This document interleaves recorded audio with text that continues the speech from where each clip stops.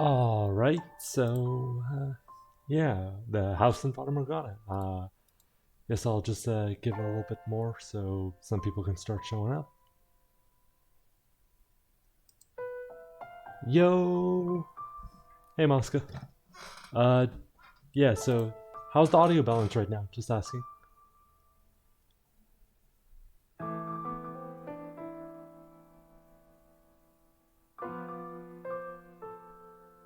Alright, alright, that's good. Alright, so, yeah, this is a visual novel and it's really good and I'm hope to share it. I'm just probably gonna wait a couple more minutes because this is the first episode and I think we should give a chance for any other person to get here first, I guess, maybe. A couple minutes at the very least.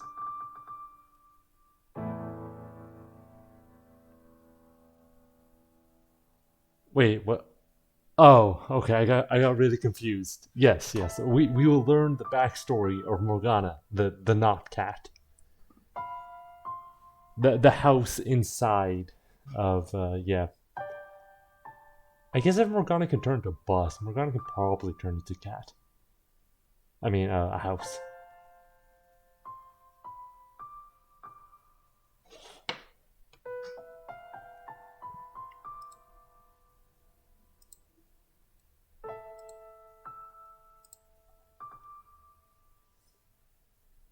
A tiny cat house? No, no. I imagine like a huge cat house. Like absolutely massive.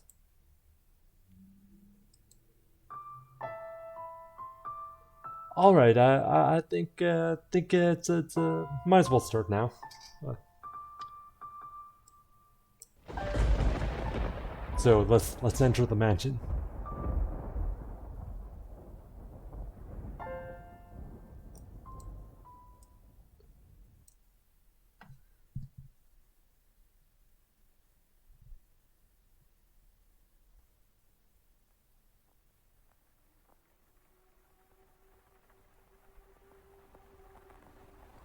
So yeah, there's a mansion, and we're about to enter it. There is a house that sits beyond dark, dense woods.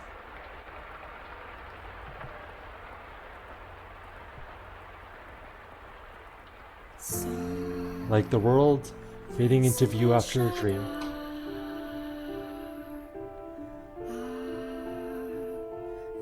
That old mansion appears before you.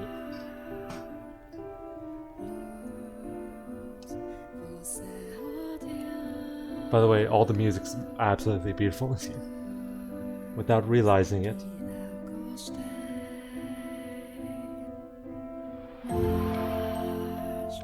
you instinctively accept as truth the events unfolding before you.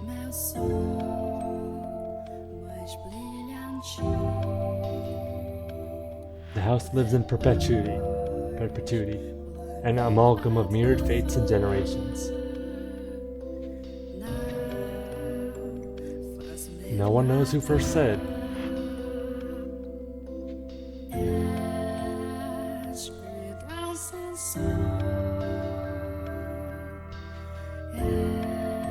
that the mansion was cursed.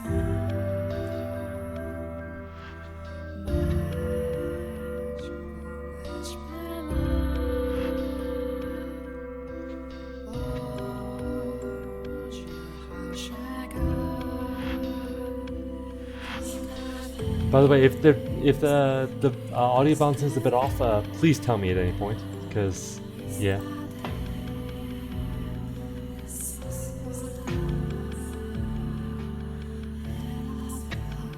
because this is not the loudest track in the game.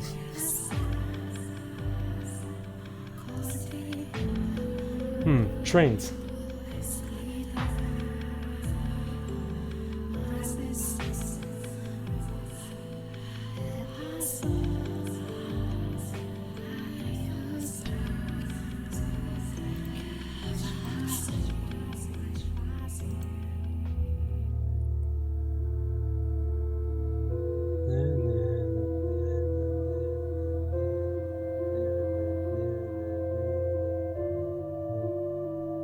Our Father, who art in heaven, hallowed be thy name.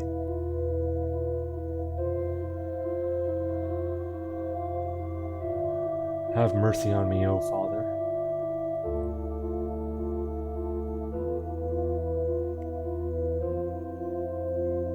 And cast their souls into eternal damnation.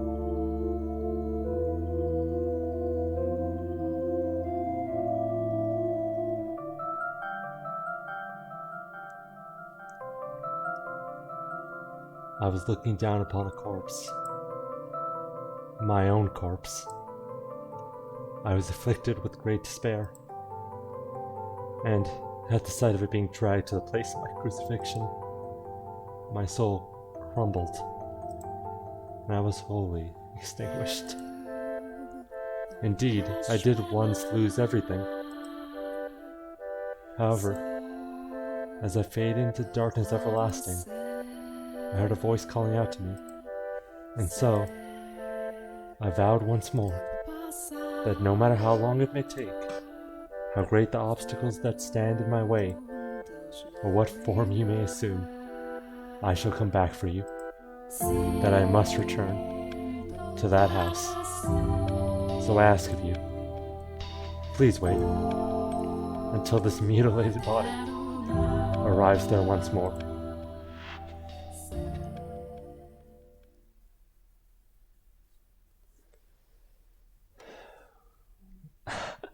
My eyes actually got kind of teary there. This is just, I think I know, just because of what I know.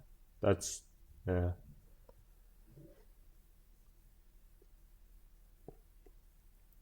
Your consciousness, wavering like a ship at sea, was slowly drawn back to the surface.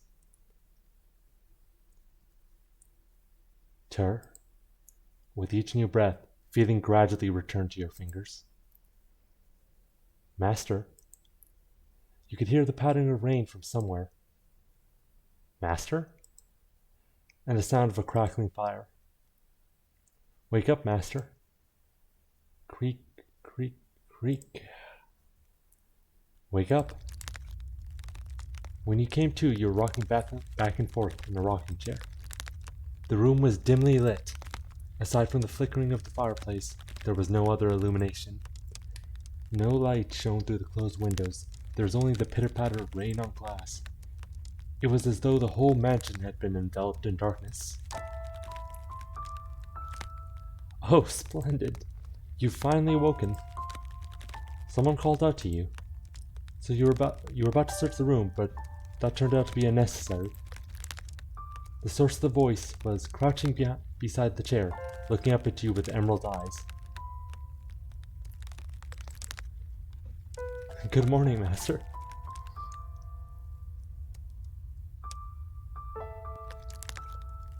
So let's give her a good morning.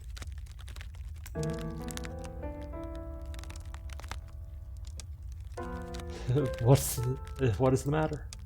Are you still waking up? You seem rather drowsy.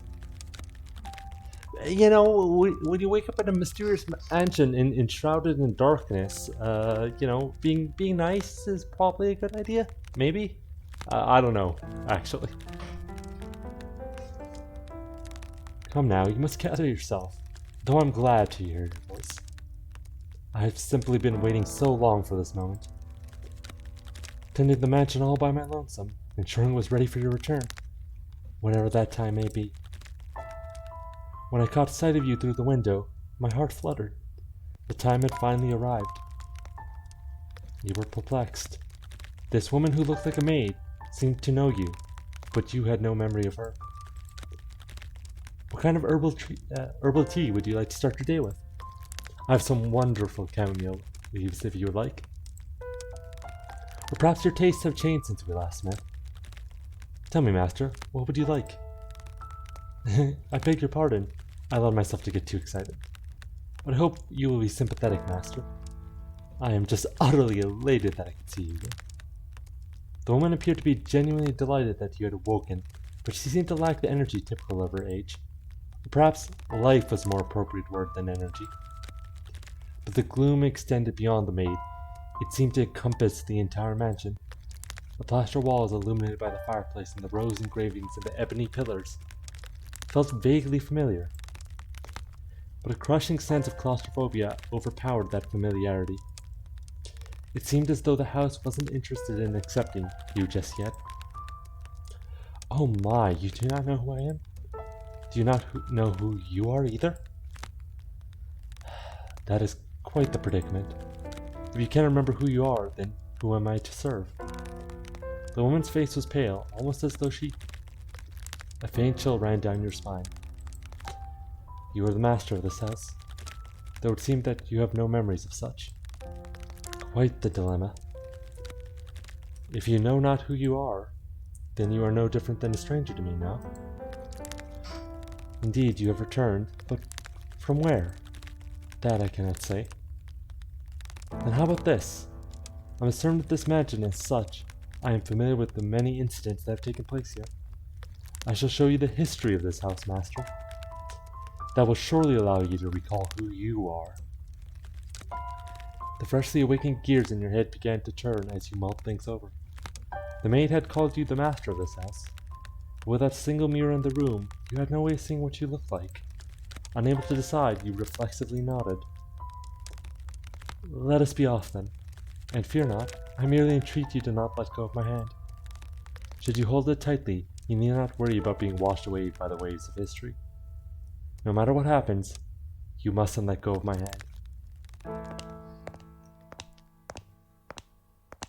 Your hand in hers, you followed the maid's lead through the hall. The air within the mansion was oppressive, as though a black miasma hovered within.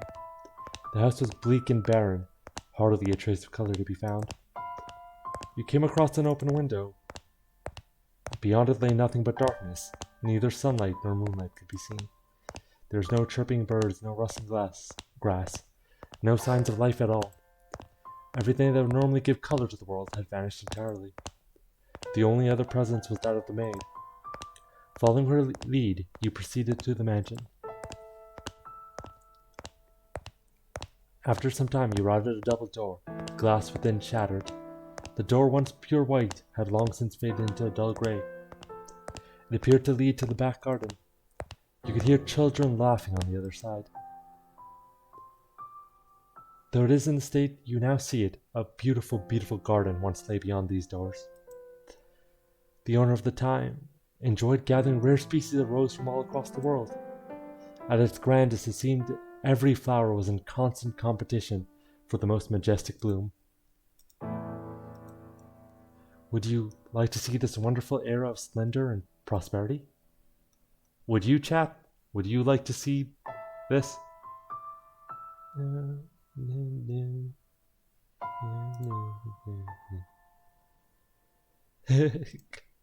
I very hope it is to your liking, master. Flowers are pretty good. Wonderful eras, yeah, like... anytime that's not this time, maybe? Opened the door to the back garden. A sudden gust of wind brushed across your face, forcing you to close your eyes as you followed the maid out the doors.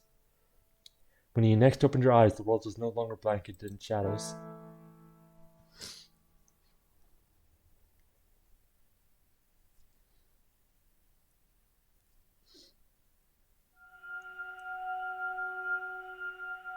The first door. 1603.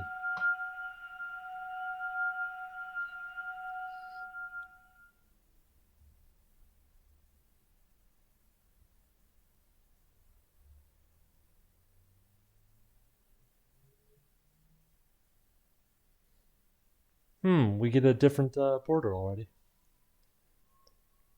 The mansion had an alluring air of beauty about it in that era. It was almost like something out of a fairy tale. The spirit of history could perhaps be described as a symphony of destruction as cumbersome principles of old came crashing down. Freed from the day-to-day oppression of these antiquated precepts, the people seemed to hark back to the more poetic, expressive ways of old. They took these newly blossoming emotions in hand, and with them they wrote literature, painted portraits, composed theater, and found love. Even the church, which had maintained authority throughout the Middle Ages, embraced the changing times adopting the culture's flowering sense of aesthetic. War would break out not 20 years from then, plucking the ripened air from the trees of history. But that is no concern to us now. At the time, it was still what people referred to as the Golden Age, a period of furor for all those who were there.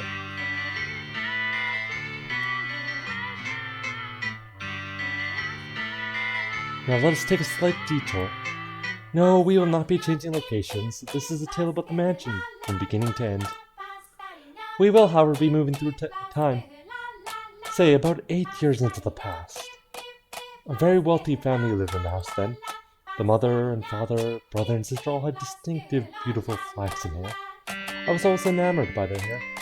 By contrast, mine is the color of a wet crow. See, there I am, standing around, looking rather a fool. I was happy back then. And what reason did I have not to be afforded the opportunity to attend such a beautiful home? So I poured my heart into serving that family. Listen closely, if you would. That soft, fleeting sound that could only be a young girl singing. Can you hear it?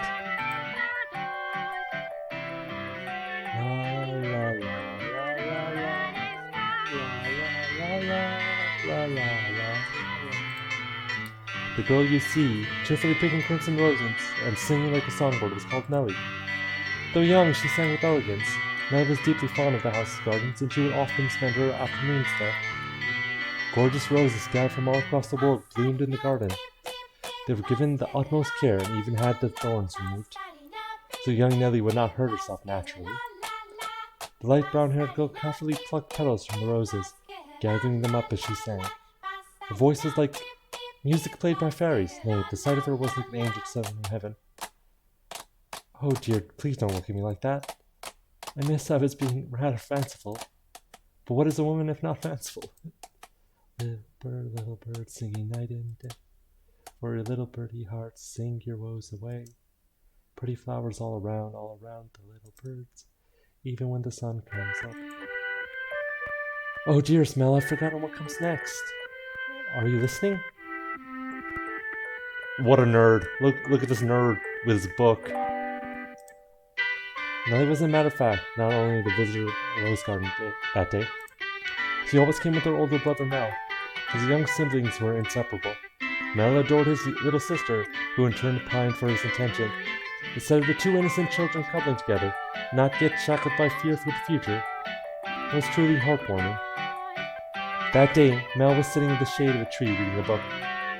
Oh, okay. Let's see if I can boost that a bit then. Thanks for telling me. Is this any better? Overall? Like, is this working better? That day, Mel was sitting in the shade of a tree, reading a book. Sure, you are aware in their time, books cannot yet be mass-produced. What he was reading had been copied by a scribe. I presume he had borrowed it from the church. The book, having passed through many hands over many years, was visibly worn, but I suppose that speaks to its importance. It was in fact a Latin grammar textbook he was reading. Mel was a clever boy. He had attended church from a very young age where a priest would instruct him in Latin grammar. So at that time I believed he was capable of reading, even advanced texts. Oh, dearest Mel, please. The young girl approached her brother, who was consumed by the text. In her hand she carried a large pile of rose petals. Though his sister's shadow overlapped with the trees, the boy still did not notice. So Nellie puffed her cheeks, thrust out her slender arms, and let the petals fall. Ah! Look, your head is covered in roses, Mel. Oh, Nellie, you got petals on the book. This isn't mine, I can't afford to let it get dirty. It's your fault, dearest Mel. I try to get your attention. Besides, flowers don't get the book dirty. I must raise the white flag. When did my little lady find herself such sharp wit? While waiting for you, dearest Mel. I waited, and you didn't so much as glance at me. I'll be an adult before the time you're done reading that book. Wow, that soon? That soon. Mother says girls grow up fast. She might be right. In that case, we should do something together before we're all grown up. Surely you won't play with me any longer when you become an adult. That's not true. I'll still play with you even when I'm grown up. But grown-ups don't play, Nelly. Fine, I'll stay a child forever then. Didn't you just say you were about to grow up? You're so mean, Mel. I'm sorry, please don't pout, my little lady. How about this? To make it up to you, I'll play whatever you want today. Really? Do you mean it? I want to play make-believe. Make-believe? Make-believe. I will be a prince taken captive by an evil kingdom, and you, dear Mel, will be my valiant knight. And then you turn into a prince when you rescue me. A knight can become a prince? Impressive. They can. Knights and princes both have to be charming, so of course they can. Which is why it must be you, dear Mel. No one else can be my prince or my knight. While he may appear outwardly embarrassed as his rose-cheeked sister proclaimed proudly, I'm certain he was smiling on the inside. After a few moments, he meekly knelt, bringing himself to eye level with Nellie and gently stroking her soft hair. All right then, you're my princess, Nellie. And not just anyone's princess, dear Smell, but yours alone. Ah, undertones. So, don't be anyone else's prince but mine, okay? Nellie. Geez, my princess is quite the fauna. Is that bad? Does that make you dislike me? Not at all. I'm proud to have you as my sister, Nellie. You mean more to me than anything in the world, my dear princess. I love you, dear Snell. You'll always be my prince forever and ever. Her mood quite improved, and Nellie began humming the melody of the song she had forgotten the lyrics to. Holding the skirt of her dress out from her body, the young girl pranced out the rose garden. Mel, his eyes on her back, gave a little shrug. Oh, Nellie, don't come crying to me if you trip running like that. But Mel was not entirely disapproving of his sister's excitement. He carefully brushed aside the petals on his book, set it in the shade of the tree, and began chasing after Nellie. They were picturesque siblings, brimming with hope. And at this time in their lives, there's nothing to jeopardize that hope. Would it not be wonderful if children could stay children forever, Master? As I see it, though, the pleasant, gentle times in our lives have value because they come to an end. Wouldn't you agree? Time continues to flow, impartial and without exception, and as such everyone's childhood comes to an end. Be that as it may, does time also flow at the same speed for each individual? Now let's take a trip down the river of time. I would be very much delighted if we could remain at this point in time, but unfortunately we cannot. Please do not let go of my hand, Master.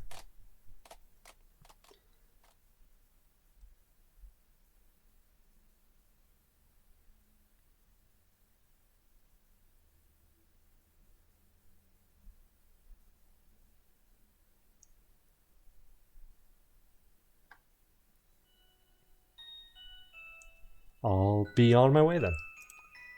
Oh, you usually stay for much longer. Yes, I have an errand to run today. Thank you for your time as always. Would you like the book back sometime next week? Next week or the weeks after. Hold on to it as long as you'd like. But surely there are others who want to use it. None as sharp as you, Mel. Put yourself in my shoes, you'll understand. I want to give you any advantages you can get. Oh, do you not believe me? No, I believe you, Father. And I mean to do whatever I can to not disappoint you. That's the spirit. If you need anything, don't hesitate to ask. I'm proud to have you as my pupil. Ah, yes. And Mel, do consider what we were talking about. Going to university? Indeed. If you do, I can introduce you to some accomplished instructors. There's very little left for me to teach you, and I believe you'd make a fine priest. Aye. It is an honorable thing, Mel, to devote yourself to the service of our Lord. I'll give it some thought. If you'll excuse me then, I'll see you again. Our doors are always open. I'm sure you can probably guess what era and what part of the world this is. Whether it's in the service of God or the service of the church, it is an honorable profession. But theology, I wouldn't mind attending university, but I'm not sure. I'd kind of like to do something different, something more befitting of the times. As for what, though, I'm stumped. But I need to make up my mind soon. If I drag my feet for too long, even Father is liable to grow impatient. Mercy me. Young sire, blessed sire, alms for the poor. This beggar, If I'm not mistaken, he's been outside the church since last week. Ons. The way he shakes his head, I can get a glimpse of his forehead under his hood. He's completely bald. Buy yourself some bread with this. Thank you very much. May the Lord bless your soul. Thanks. The Lord. Oh, what a hero this bourgeoisie fuck. Truly. Oh no. Nellie's gonna be cross if I don't hurry home. Curses, and it looks like it's going to rain. Master? Master? Oh, thank goodness. You appear to have a firm grasp on your consciousness. I was afraid you had accidentally let go of my hand. Now, Master, this is a period of time I truly wish to show you. The boy reading the rose garden is now a fine young man. Nonetheless, he still bore the same gentle eyes as before, and he would from time to time show remnants of that innocent young boy. He was in his own mind still making the transition into adulthood, I suspect. Mel frequently visited the church, on Sundays to participate in the Mass, of course, but more often to get tutored by the priest. In addition, he also attended a private school run by the eminent Marquis. Though it was not a school where students had desks and sat in rows, they studied the Marquis' estate. Secondary and higher education was not the same as it is today, and Mel was considering university. The priest wanted to recruit him to the church, but Mel was having difficulty deciding what he should do. That he had such choices envious, is it not?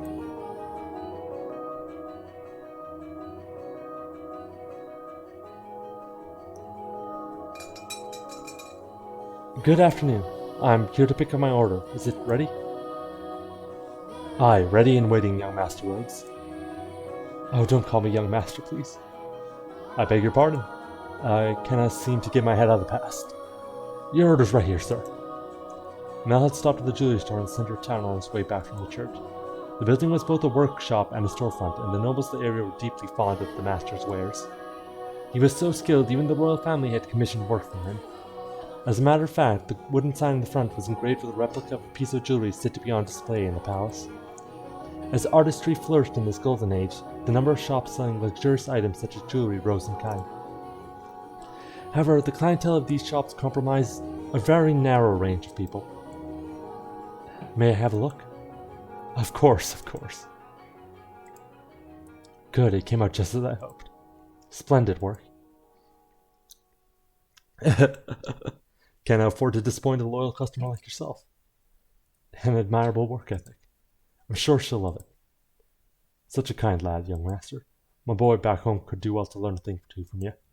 Every man ought to show a woman some cordiality. Coming home to a cold fireplace is a sad thing indeed. Again, please don't call me young master. My apologies. I'll take this and be on my way then. Good day. If you find yourself in the need of aught else, just let me know. I can make any jewelry you ask for. Come to me and your sweetheart's days will be sure as made. And I guarantee the two of you will have all sorts of fun when you give it to her. Please, I don't have a sweetheart. Huh, well that's a surprise. I'm sure many girls are vying for your hand too, young Mr. Rhodes. A fine family, good looks, charming, and your future's all but... I'll be on my way then. I'm in a bit of a hurry. Good day, come by again anytime. This is pretty tonally dissonant with like the first little bit of this, right? Goodness. Maybe I'll say I want to study abroad or something. Patient as my father may be, that would certainly anger him. I can hear it now. You're wasting your God-given talents, boy. I could renounce my name and rank and go somewhere far away. That sounds like the kind of plan Nellie would come up with.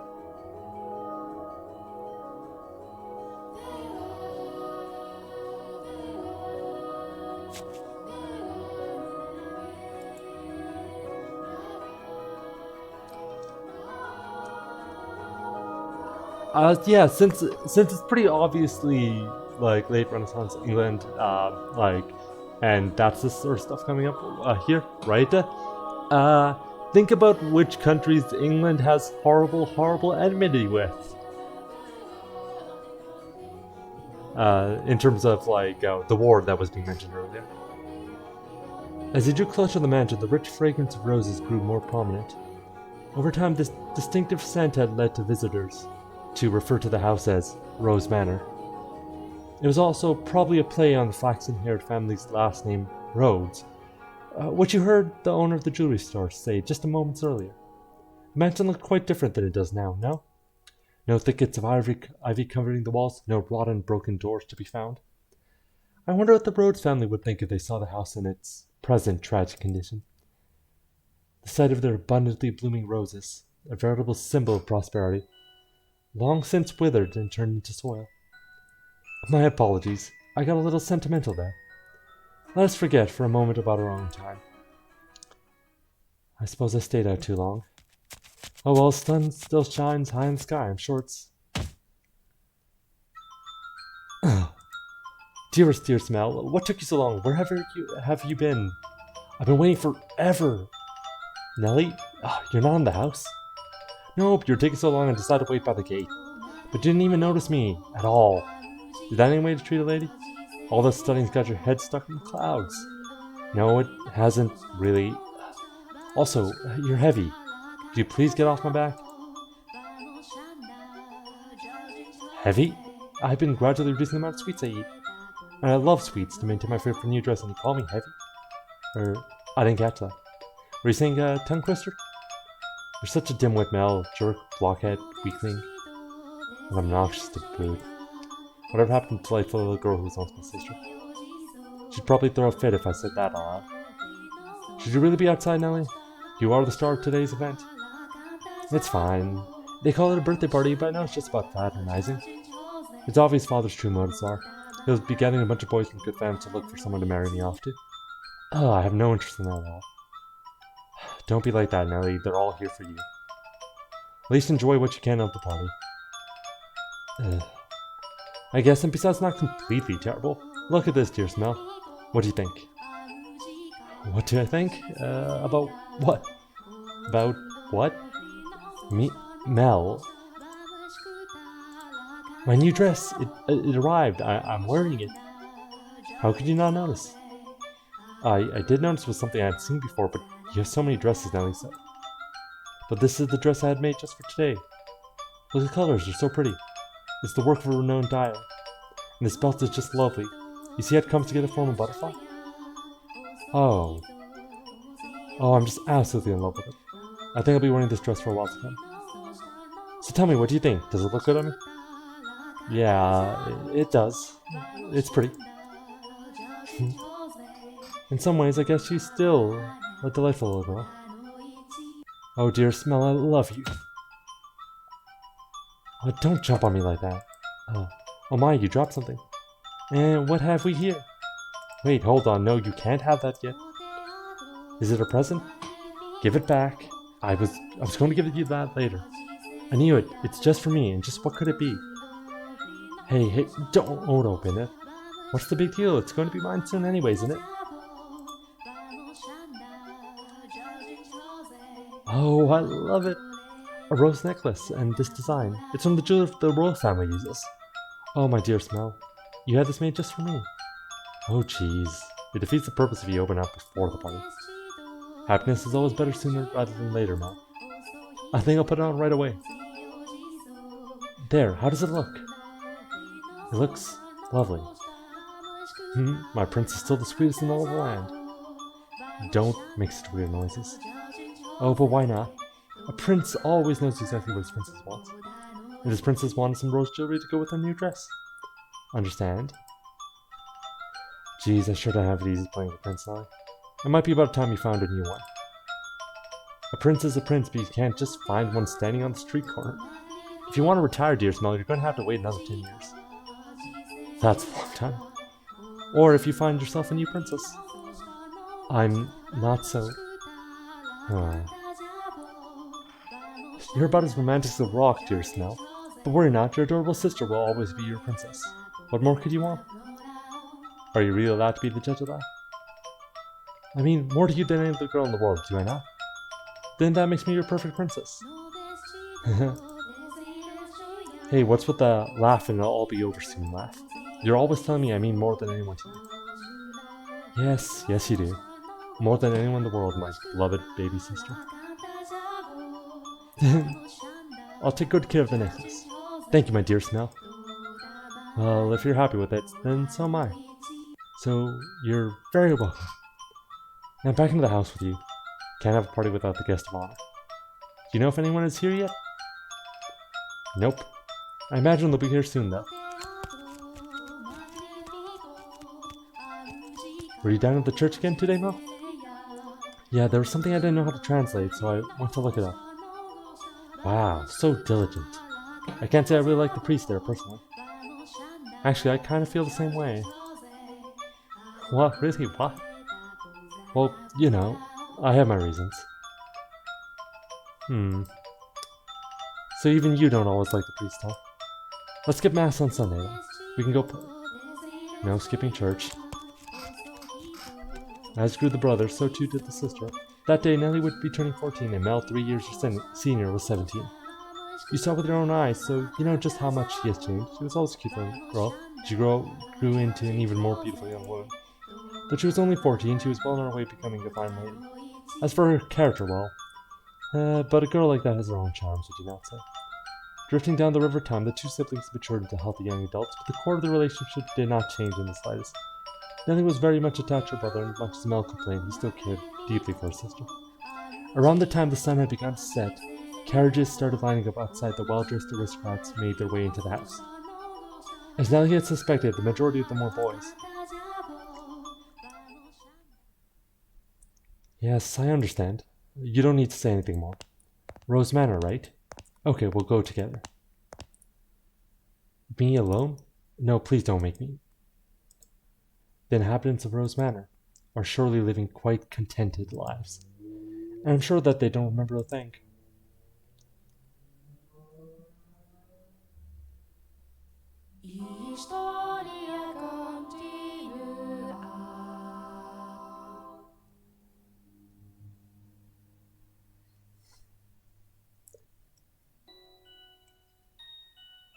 The room with the fireplace was always kept in pristine condition so they could entertain guests at any time. Yeah, the music in this game is extremely good, and I'm going to mention that other than the track that started this game, I think these are some of the weakest tracks in the game. So it's up from here, actually. Walls colorfully decorated with tapestries and stained glass windows gave testament to the great fortune. Yeah, composers when they're given a VN, they go off.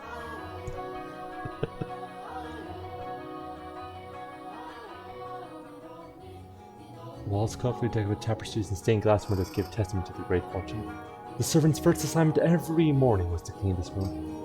Pitchers, silver plates, and silverware were polished to shine so they could proudly be put to use at a moment's notice. And for events like their daughter's birthday, the room served an even more important role.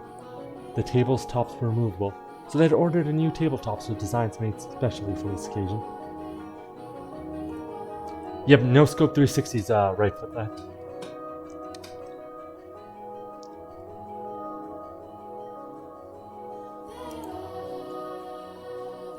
A lot of VN producers hire a lot of separate independent musicians to create a lot of their tracks. It's very rare that it's like one person or a team is like in charge of like the entire soundtrack of a VN.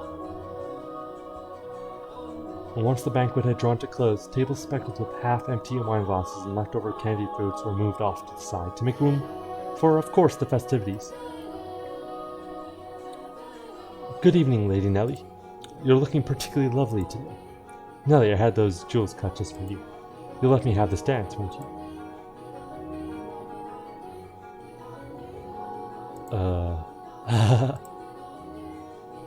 What's the matter, Nellie? You look exhausted. These are pretty good. Want one? Oh, I know you like sweets. They're apples candied and rock sugar, I think. You disappoint me, dearest Mel. What do you think is the matter? They just keep coming, it never ends. It's driving me up the wall. Everyone's just repeating the same lines they've been taught. They think all the pretty jewels and requests to dance are enough to make a girl swoon. But I think that is true for you, Nellie. Though, why is she disappointed with me? I think I'm done with birthday parties after this year. They'll probably throw an even bigger one next year. Huh? Why? Well, you're about that age now. We are a reasonably distinguished family, so there are a number of different houses that would like to have connections with us. So what you're saying is do it for the family? No, that's not. I won't date or marry anyone. I have no interest in being used as a pawn in their inter-family politics. Pawn, I wouldn't go that far. And I'm not sure Father wants to let you. And I'm sure Father wants to let you choose yourself. Someone you actually love. Love? I never thought I would hear you talking about love, dearest Mel. You don't even understand what makes Shakespeare's play so beautiful, and you're talking about love? You fell asleep during Romeo and Juliet, and you're talking about love? We went all the way out to the Globe Theatre, too. Well, pardon me for being ignorant when it comes to romance and the arts. But you're not, Nellie. Shakespeare's make-believe stories made you cry like a baby. Anyone would cry at that. You'd get crazy to sleep through it. Hot take, I'm not a huge fan of Shakespeare. Or any of the ones. I did read, I think, what I read, none of it made me go, oh, that's awful. But none of it was hey, I love that. But obviously, it's so much talent, so much innovation, especially in terms of language expressing. There's a lot of interesting stuff there, but I don't think I've ever actually been a fan of any of his plays.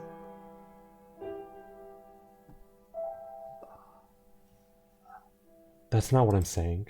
Someone as emotionally vibrant as you, Nellie, would have no problem finding love. I think me and Moscow talked about that once before, actually, in some other time. Ah, dearest Mel, we should dance. Lady Nellie, could I have this? Let's dance, dearest Mel. What, me? Wait up. Come on, I really like this song. Quit pulling on me, Nellie. What's the point of us dancing? We're siblings. Mother, father are staring daggers at us.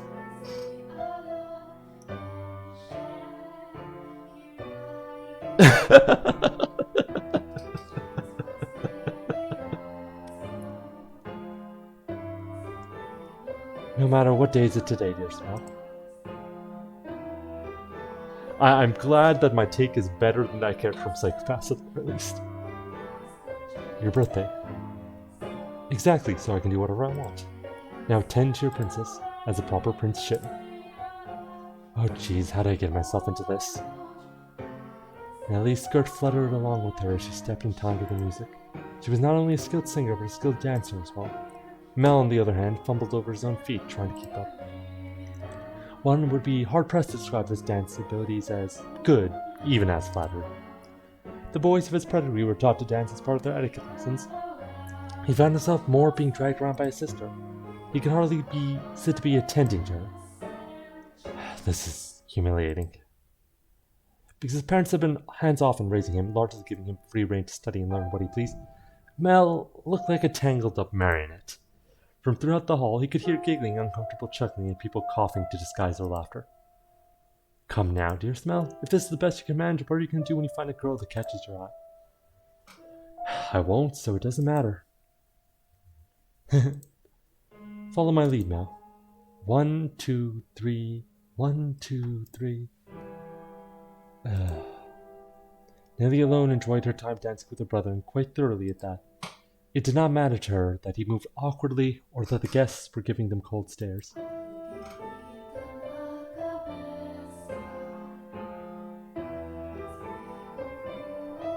It was their parents who first cracked under the pressure.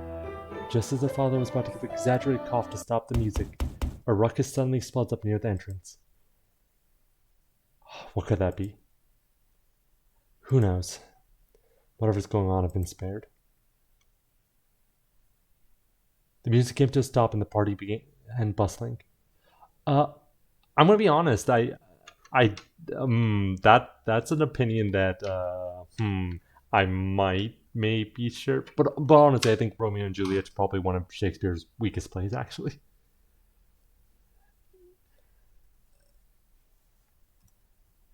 The music came to stop and the party guests began bustling.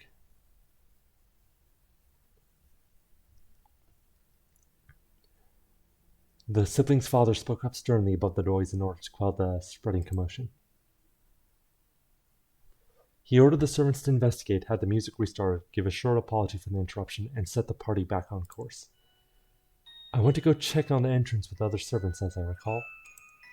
Oh my, why are you looking at me like that?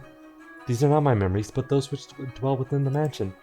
Do you think we should be following what happens next from my perspective, then? That is not what confused you? Well, your question shall be answered in time. In time. Now let us return to our tale. Though the party had fallen still for a moment, their father's decisive actions restored the guests' festive moods in a short order. Still, it was not by any means the commotion that caused the ball to conclude earlier than planned. Oh dear, I hear thunder. It was rather loud too. Sounds like we have quite the storm brewing. They lived in a country where the weather was nothing if not unpredictable. Rain was a frequent occurrence there. The stretches of time with clear skies grew longer as summer approached, but the weather was still somewhat unstable on the cusp of the two seasons. They had strong wind that night as well, which turned the raindrops into little spears on the window. Were the party to continue any longer, no one would be able to go home. Although their father was quite concerned that Nellie had caught on with any aristocrat boys, he had decided to cut the festivities short. Oh, thank goodness it ended early. How lucky I am. This must be a blessing for always being such a girl. I'm not sure having your own birthday party cut short counts as lucky. But it was no fun. I can't help if I'm not enjoying myself. And for heaven's sake, Arthur was there. I have no interest in dancing with that buns. Arthur? Who's that again? Someone who was here? Unbelievable. You don't remember anything, do you, dear Snow? He came over to play a few times when we were little. He's covered in gross freckles and he's a huge jerk. He said my hair looked like the color of fallen leaves. Fallen leaves. Fuck Arthur. All my homies hate Arthur. We haven't even seen Arthur. Actually, I'd love to know what Chad's opinion on these two characters is. Like, right now. Because there hasn't been much, and they're asshole rich kids, but still. He said my hair looked like fallen leaves. Fallen leaves! Just think about that ugly smirk had me fuming. And yet he acts like nothing happened. He even calls me Lady Nellie, for goodness sake. Are you listening, dear Snow? I'm listening. I wonder what the ruckus earlier was. Oh, you weren't listening, were you? Who cares about that? Sorry, but aren't you curious? It probably wasn't another guest, at least. Maybe a cat sneaked in. You think so? I do. But enough about that. Yeah, there's some incest subtext going on here. Quite a bit of it. But enough about that. Would you like to play cards in my room, dear Smell? Seriously, I'm exhausted. It's not even that late. You absolute nerd. Just get sharked by your sister in cards. Something feels kind of off. I can't. I want to go check. Come on, hurry up. Hold on. You don't need to drag me, Nellie. My birthday isn't over yet, so you're not done attending me. Oh, Nellie. Oh, okay. Mel definitely would try to play some sort of horrible combo deck in Magic the Gathering. It doesn't work. Like a 3-piece infinite combo where each of the 3 pieces can just get removed. Yeah. The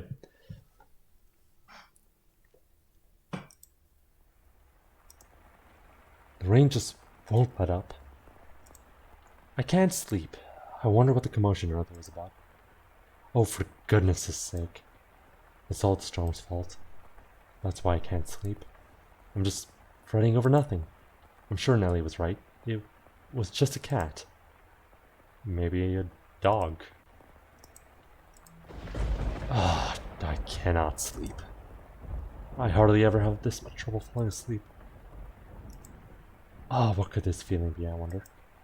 It's not quite foreboding. Walking around the house at this time of night isn't gonna help anything. But I'm not gonna fall asleep just lying here. The only sounds that could be heard in the dark corridors were the sharp pitter-patter of the rain, his footsteps and his breathing. Though he's intimately familiar with the layout of the house, that night in the hallways felt like an endless labyrinth veiled in shadows. No moonlight shone through the window, so he naturally found himself moving cautiously, despite being in his own residence. Keeping the palm of his hand pressed up against the chilly wall, he put one foot in front of the other. But to where was he supposed to head? Mel, of course, had no way of answering that question himself. If he had anything, it was guidance from above, the path to his destination lit by flashes of lightning. Perhaps there was something else leading him along. Though he had progressed with a fair bit of hesitation in his step, Mel was slowly but surely drawing near to one room in particular. He made his way through the seemingly endless halls. Past the living room, its fireplace long since cooled. Into another corridor. And then stopped outside an Abigail's bedchamber. The dim glow of a lamp spilled through the cracks in the door. A gust of wind is not necessary to make a flame flicker. A person's movements or the vibrations in the air for someone speaking, the slightest motions can cause the light of a fire to quiver, shifting subtly as though nudged by an invisible fingertip. I can see light from inside. Is she still awake? Voice. He seemed to be hesitating. It would not be difficult for him to approach the door and peer inside, but he had reservations about peeping in another's chamber, even if it was his own house. Moreover, this room was assigned to a woman. There was a woman behind that door. What would you do, Master, in this situation? Would you succumb to your curiosity and gaze inside? Or would you respect the owner's privacy? I shouldn't be doing this. But the voice, it feels like it's calling to me. Or someone else. Yes, me. Could sense someone watching me at the moment. Yes, me. He had succumbed to his curiosity. He stood on the other side of the door from me, his flaxen eyes open wide, trying to remain invisible as possible. The wavering in his heart seemed to create faint ripples in the air, which I pretended not to notice. Yes, I knew he was there. I could sense his presence and his wavering emotions. However, I could not begin to speculate as to his true feelings or how great a surprise this was to him. I too am discovering new facets of this tale by viewing it through the eyes of the mansion. But it's not I who is of concern, Master. It is you. You, Aunt. I know I shouldn't be doing this. I should be ashamed of myself. But I can't look away. Who is that? Her skin, it's so pale you can practically see through it. Is it that white because she was out in the cold rain? Her hair is white as snow and her eyes, they're like, how do I describe it? My vocabulary truly lacks for situations like this. They look like blood? No, that's just disturbing. Then wine, perhaps? No, more translucent than that. Gemstones, then. Yes, gemstones. Her eyes are like rubies. I've never seen anyone like her before. What could they be talking about? Mel's eyes were fixed on the peculiar young woman. She had glass-like skin, eyes that glimmered in the flickering candlelight, and snow-white hair that flowed like luxurious silk. But her lips were bluish-purple, her soft, delicate skin sullied with grime. Her twinkling eyes pointed down at the floor, her hair a disheveled mess. She was, even at a glance, clearly not a lady of means. The tips of her fingers were cracked from the cold, her nails pale from malnutrition, and her garb little more than rags. However, true beauty is always visible, no matter what it may be hidden beneath. Even wrapped in a veil of insalubrity, even if she thought herself hideous. I wonder what happened to her. Mel could no longer avert his gaze from the girl's visage. He had for the time being forgotten the shame he felt for peeping. As he strained his ears to hear the conversation taking place inside, a sickly voice arose from the white-haired girl's purple lips. So feeble was the sound that the gentle breeze blowing through the room could carry it away. I apologize for the trouble. Think nothing of it. Give your apologies and thanks to the mistress. Understood. There's something strangely comforting about this house, almost as if I've been here before. If my father were here, I'm sure he would be quite fond of it. I'm sorry about your father. There's nothing you could have done, I imagine. When he came to our rescue, he was already... Rescue? Father? Was that, perchance, what the commotion was about? He stared intently, entranced by the scene unfolding beyond the door. A gaze can often signal one's presence to others more effectively than words. The white-haired girl could likely sense him from there as well. She flicked her gem-like eyes upwards. That was when the boy finally felt a pang of panic. For a split second, his flaxen eyes met her ruby ones, causing him to recoil from the door. His heart was pounding like the rain outside. Careful not to make a sound, he took 2 steps away. Did she catch me? I'm not sure. It was only for a moment. She can't have seen me. The boy did not have the courage to peek in on the room a second time, so he cautiously returned to his bedchamber as quietly as he could manage.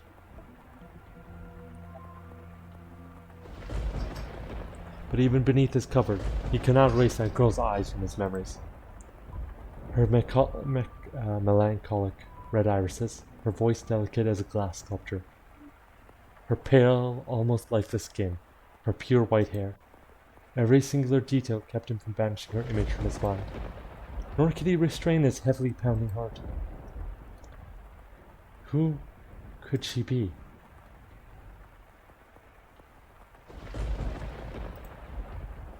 Is something the matter? No, I just thought I felt someone watching us. It's only your imagination, I'm sure. If not your imagination, then perhaps some unseen force was watching you. Unseen force? Are you familiar with how people refer to this mansion?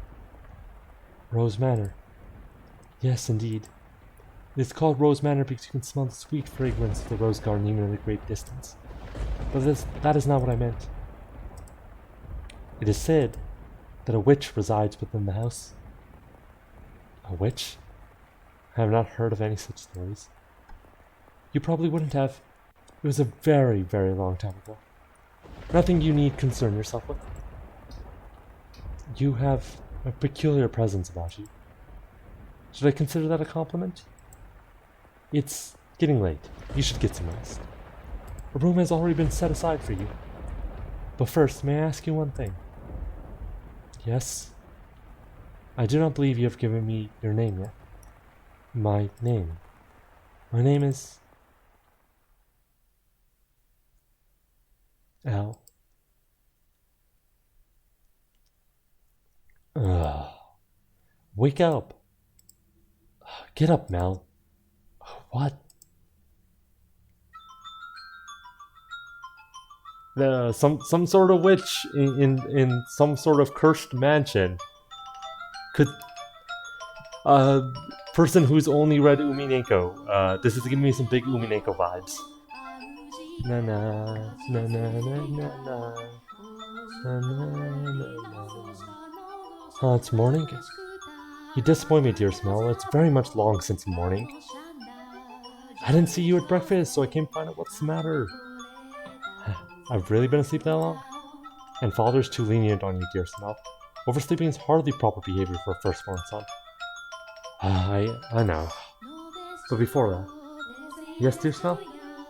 What are you doing in here? You can't just go prancing into a boy's bedchamber. Leave that to the servants. I did send one for you. You're the one who refused to wake up. Besides, it's not like we're strangers. We used to sleep together all the time. That was a long time ago. Things are different now. Oh, you're overthinking it, silly. Now hurry up. Out of bed, sleepyhead. Alright, I'm getting up. So you can see yourself out. Oh my, you look awful, dear Smell. For someone who overslept, you look like you didn't get a wink last night. You think so? You didn't go out on town last night, did you? Naughty, naughty boy. I would never. You know that. You squeaked. I don't think I believe you. I didn't go out last night or anything. I'm tired because you had me play cards until late now. Hey, we weren't playing for that long. Besides, look at me, I got up just fine. Anyway, shoot. I can't get dressed with you in here. Fine, I'm leaving. Oh, and I almost forgot to hear smell. What now? Come on, no need to be mean. I'm sure you'll be quite surprised at the news. Oh, at breakfast, which you missed, Father told us. Told you what? Do I really want to say? It sounds like you want me out of your room, dear Smell. Please, Nellie. We got a new maid today from a house we have ties to, supposedly. I've never seen anyone like her before. For supposed to come from a good family, she isn't very graceful, and I've never seen her at social gatherings. But that's not the surprising part. Does that maid... She's peculiar. Has a very unusual appearance, that one. Have white hair? What? How did you know that, dear Smell? Thanks, Nellie. Hey, get back here. Oh, for goodness sake, what's gone on, Jim? Bah. At that time, the majority of servants at the mansion were men. However, the ladies of the house all had abigails, so there were several women servants, myself included. The maids, by and large, were selected from the daughters of other esteemed families. It was, you could say, a sort of training before they entered society. The girls would serve at houses even more powerful than their own. And the white-haired girl Mel saw at the night before was one such maid. When he heard this, Mel could not sit still any longer. Oh, I didn't really think this through, did I? I don't even know where she is. I'm guessing she's probably Mother's maid. White hair. It has to be the girl from last night. But deep down, he was having difficulty believing the young woman he had seen on previous nights was truly here to be a servant. And can you blame him? When he saw her, she was an absolute mess. Hardly what you could envision from a girl of class. But he did not seek her to find out whether that was true. He merely wanted to see her once more to certain whether what he had witnessed the previous night was real or his imagination. And he wanted to have an actual conversation with her.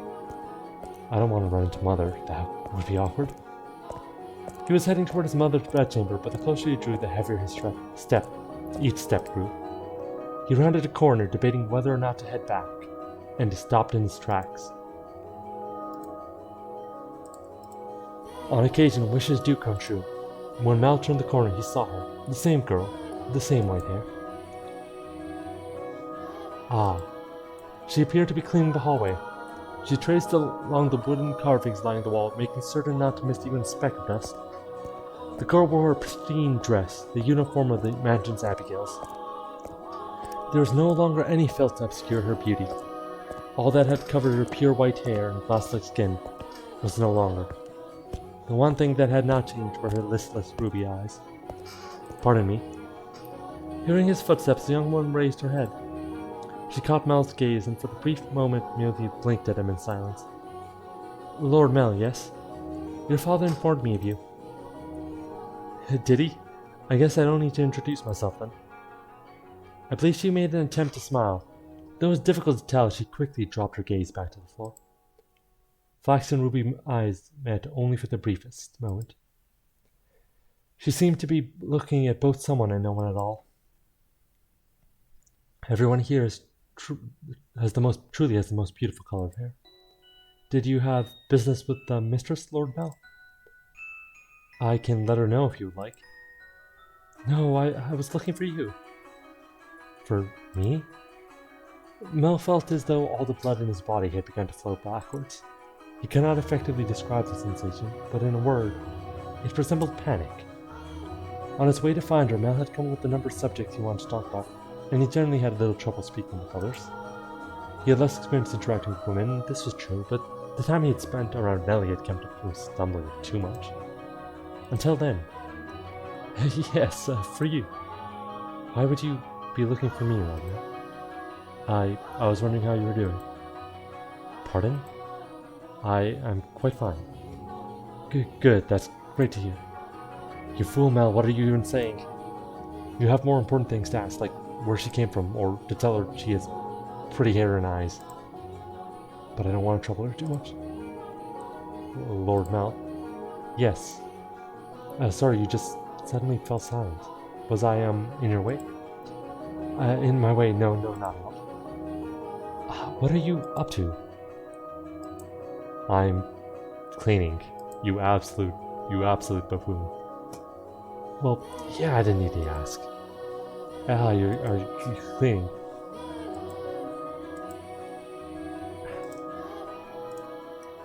Oh, can you just let the other servants take care of the thing? You're one of the noble's daughter to be doing, right? Then why is mother making...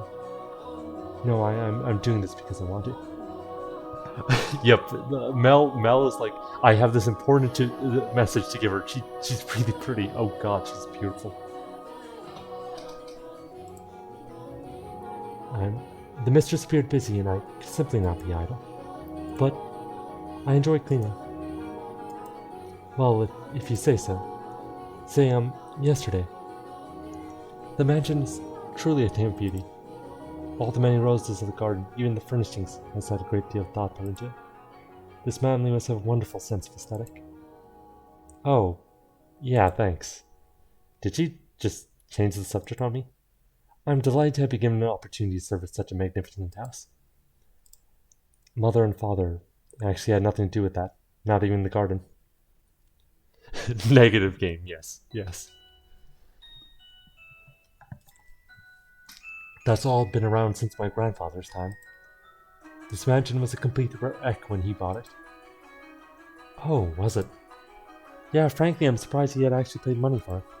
The chandelier in the foyer was shattered and only half attached to the ceiling. Most of the decorations on the wall were broken. I can hardly imagine. This is a marvelous and impressive house. I'm sure he'd be flattered to hear it. My grandfather was a bit of an eccentric. He liked to do things people didn't expect just to watch the looks of surprise on their face. He was the kind of man who would buy a mansion that was beyond repair just to give it a completely new life. Everyone who had seen the property before it was renovated was astonished. They regretted not taking the opportunity themselves to see the transformation it underwent. Huh. I was just thinking that you're kind of like this house.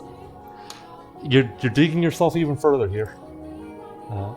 What do you mean by that? I mean, when you first arrived. Oh, never mind, forget it. She'll figure it out. Your people on are stupid. She hasn't yet, has she? Yes? It's nothing. The more I think about it, that you and the mansion aren't really comparable. Oh. The truth is, it being run down mess isn't the only reason no one wanted to buy the house. They say that all who dwell within this house shall be met with misfortune. Do you believe it? I... I'm just kidding, it's not actually true. It's all rumors and hearsay embellished to make the tale more exciting. The rumors only started because how it used to look. If the mansion truly begot misfortune, then we wouldn't still be here. And I wouldn't explain how my grandfather died. Do you know how he passed away? No, how did he? Inside a lovely lady. What? Believe it or not, that was how he died, together with a young and beautiful woman. His time ran out while he was making love to her, they say. Rather crude way to go. But he was hardly misfortunate. What did I tell you? Ah, yes. Just so you know, I promise I didn't inherit my grandfather's propensity for such base behavior. It's actually kind of astonishing how bad he is at this. Like, it's actually wild. I am pure of body and spirit, dedicated wholly to my studies. Aha. Hey, she laughed. My apologies. No, it's fine. Yeah. Anyway, we were talking about the mansion, right? I've always thought it was kind of a strange place myself. The dress you're wearing, it was found here after my grandfather bought it. That's not a good sign, says Oscar. You don't see that kind of design around these parts, so I'm guessing it was probably imported. The architecture is really old-fashioned too, which must have caught grandfather's eye. When he announced his plans to buy it, the entire family opposed his decision, but he refused to budge. Renovations upon renovations gave the mansion new life, but of all his works, he was most fond of the roses in the garden. He collected species from all across the world, and every time he got a new one, he would summon gardeners to arrange and grow them. It took incredibly long to complete. There were even some that wouldn't grow in the climate of this land, but my father refused to give in. He truly loved roses. Yeah, I don't really get how someone could be so impassioned about them. It's just embarrassing every time someone calls this house Rose Manor. Perhaps the roses were meant for someone. What? I'm simply speculating. Roses make wonderful gifts, after all. Indeed, they do. If you like roses as much as Nellie, then you're welcome to go see them for yourself. Pick as many as you'd like. If anyone asks, just say I give you permission. Don't be shy, I'm sure it'll get tiring if all you do is work. No, I'm sensitive to sunlight. Oh, that's unusual. Perhaps that explains why you're so pale. I had no idea. That sounds rough, and your skin is so pretty too. You don't seem terribly surprised. What? Oh no, I'm very much surprised. Or do you prefer a more dramatic response? No, I expected you to find it disturbing. I'm sensitive to sunlight and I can hardly spend any time outside. That makes me sound like some kind of demonic creature. Oh, you worry too much. There's not a monster in the world as sweet as you. Ah. Yes. Are the other maids teasing you, perhaps? That black-haired one especially, she's... How should I put it? A little frightening. Almost if she has a steel heart or something. She's impenetrable. Right, she's one of Mother's maids too, isn't she? Well, now I'm even more worried. Since you refuse to follow my instructions, you are henceforth housebound. I can imagine her saying that. Oh, and again. I'm very sorry. No need to apologize. In fact, I wish you'd laugh more. She's actually very kind to me in everything she does. She does with incredible precision and efficiency. She looks so young, and yet she has such skill. How long has she been here in the mansion? Actually, she's been here for quite some time, but I don't know exactly how long. No one knows how old she is. It's kind of creepy. I have never once considered her such. So sorry, you're right. It's bad manners to speak ill of others. Either way, she still scares me. It's like there's no light in her eyes, or like her smiles are all faked. That doesn't make her any less pretty, though. Ah, the conversation died out. I have to think of something else to talk about.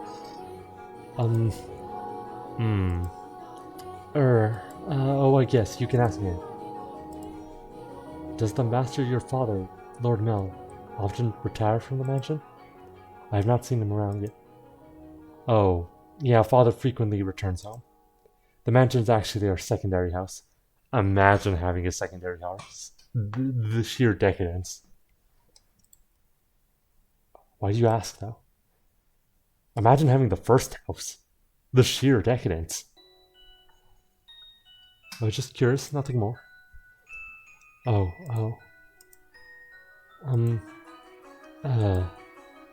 Guess what is it? One of the maids asked to see me, so I should be on my way. If you excuse me. Alright, see you later then. Goodbye. Alright, one moment. Since you're sensitive to the sun, I can pick some roses from time to time for you. For you to decorate your room. Lord Mel. That's all. Sorry for holding you up. Why am I so bad at this? She definitely thinks I'm obnoxious. Well, at least he recognizes it. I want to hide under a rock. I want to reverse time and try this over again. Roses are not becoming of me. He's too kind.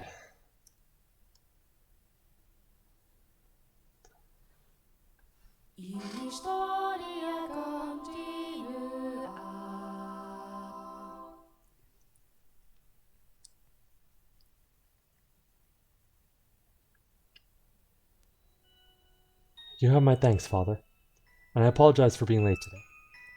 Now that's something unusual. You not being punctual.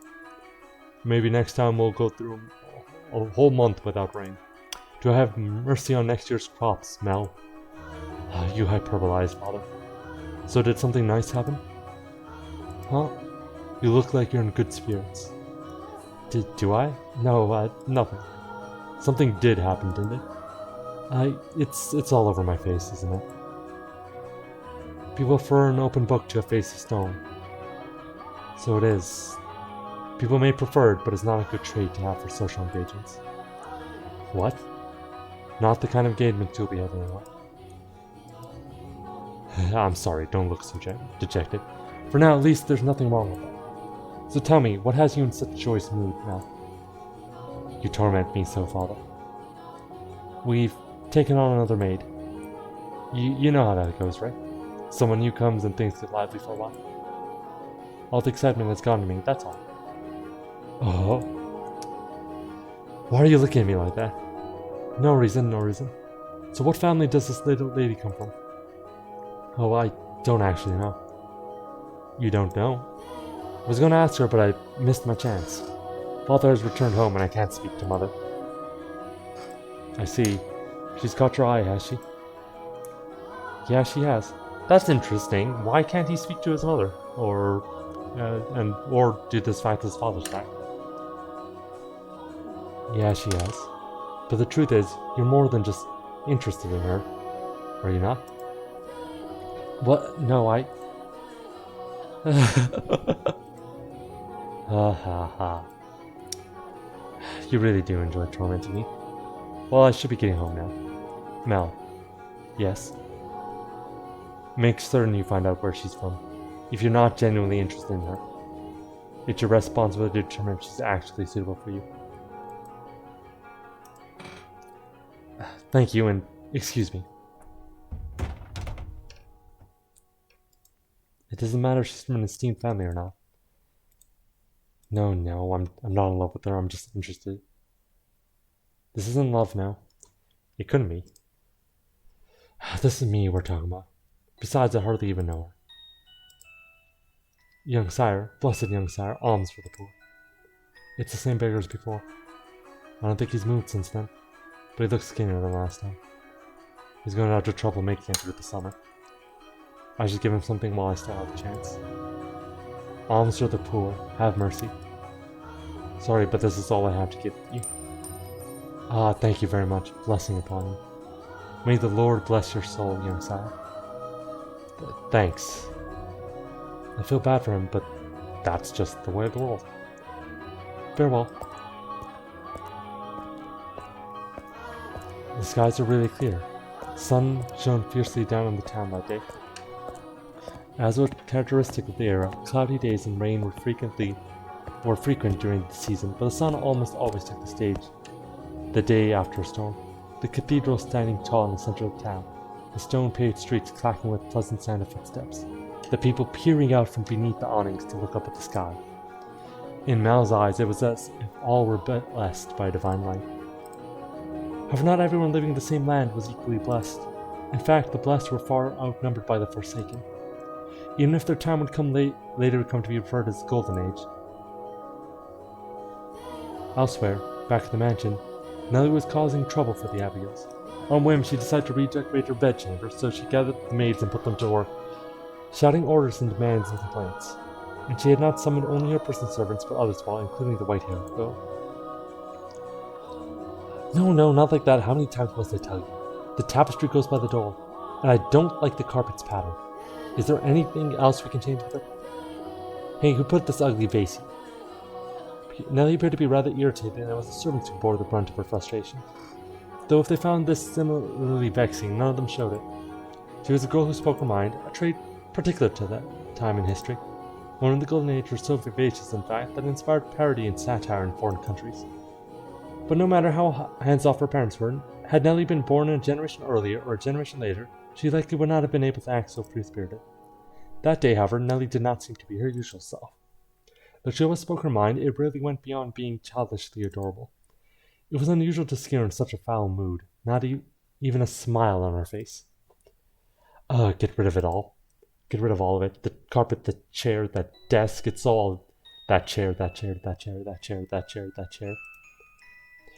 Don't we have anything better? If we don't, then order it. Have it made. You can do that much, can't you? Hurry up and replace them. Having only arrived that morning, the white-haired girl was unsure what she was supposed to be doing caught in the middle of flirty maids, furniture, and fabric.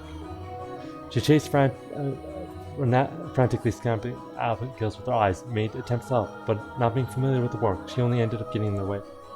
She probably felt that everyone would be better off with her not in the room.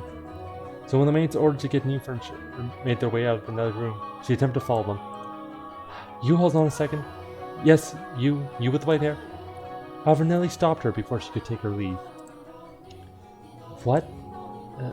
The white-haired girl turned back, bewildered to find Ellie smiling at her. The corners of her mouth turned to a self-assured grin. There was no trace of timidity or uncertainty in her demeanor. Her flaxen eyes seemed like they would look nice under the light of the sun. Almost the exact opposite of the white-haired girl. I wanted to talk to you, actually. But Mother never was one to share. I asked her to trade maids, but she wouldn't have it. Trade? You mean for... Which is why I decided to completely decorate my room, because then I would need some extra hands. But why? Because Mother and Father refused to tell me anything. Why is that? Who are you, exactly? Where did you come from? Tell me, what house are you from? Why can't you tell me? If we took you in, you must be from a fairly decent family. As a member of the Rhodes family, I have a right to know. Do I not? You can't expect me to welcome a girl into my home who won't even tell me where she came from. I don't know anything about you. I haven't seen you at any parties. I came from another country. Another country? What country? Somewhere very far away. Oh. North of here? East, west, south? South. It's south of you. I crossed the sea to get here, which is why we would have never met before. How far did you have to travel in? How many times did the sun rise, and how many stormy nights did you face? Innumerable days and nights we sailed, heading ever further north. Huh. So tell me, Lady Nellie, that is the most wonderful painting. Painting is in my room, so of course it's wonderful.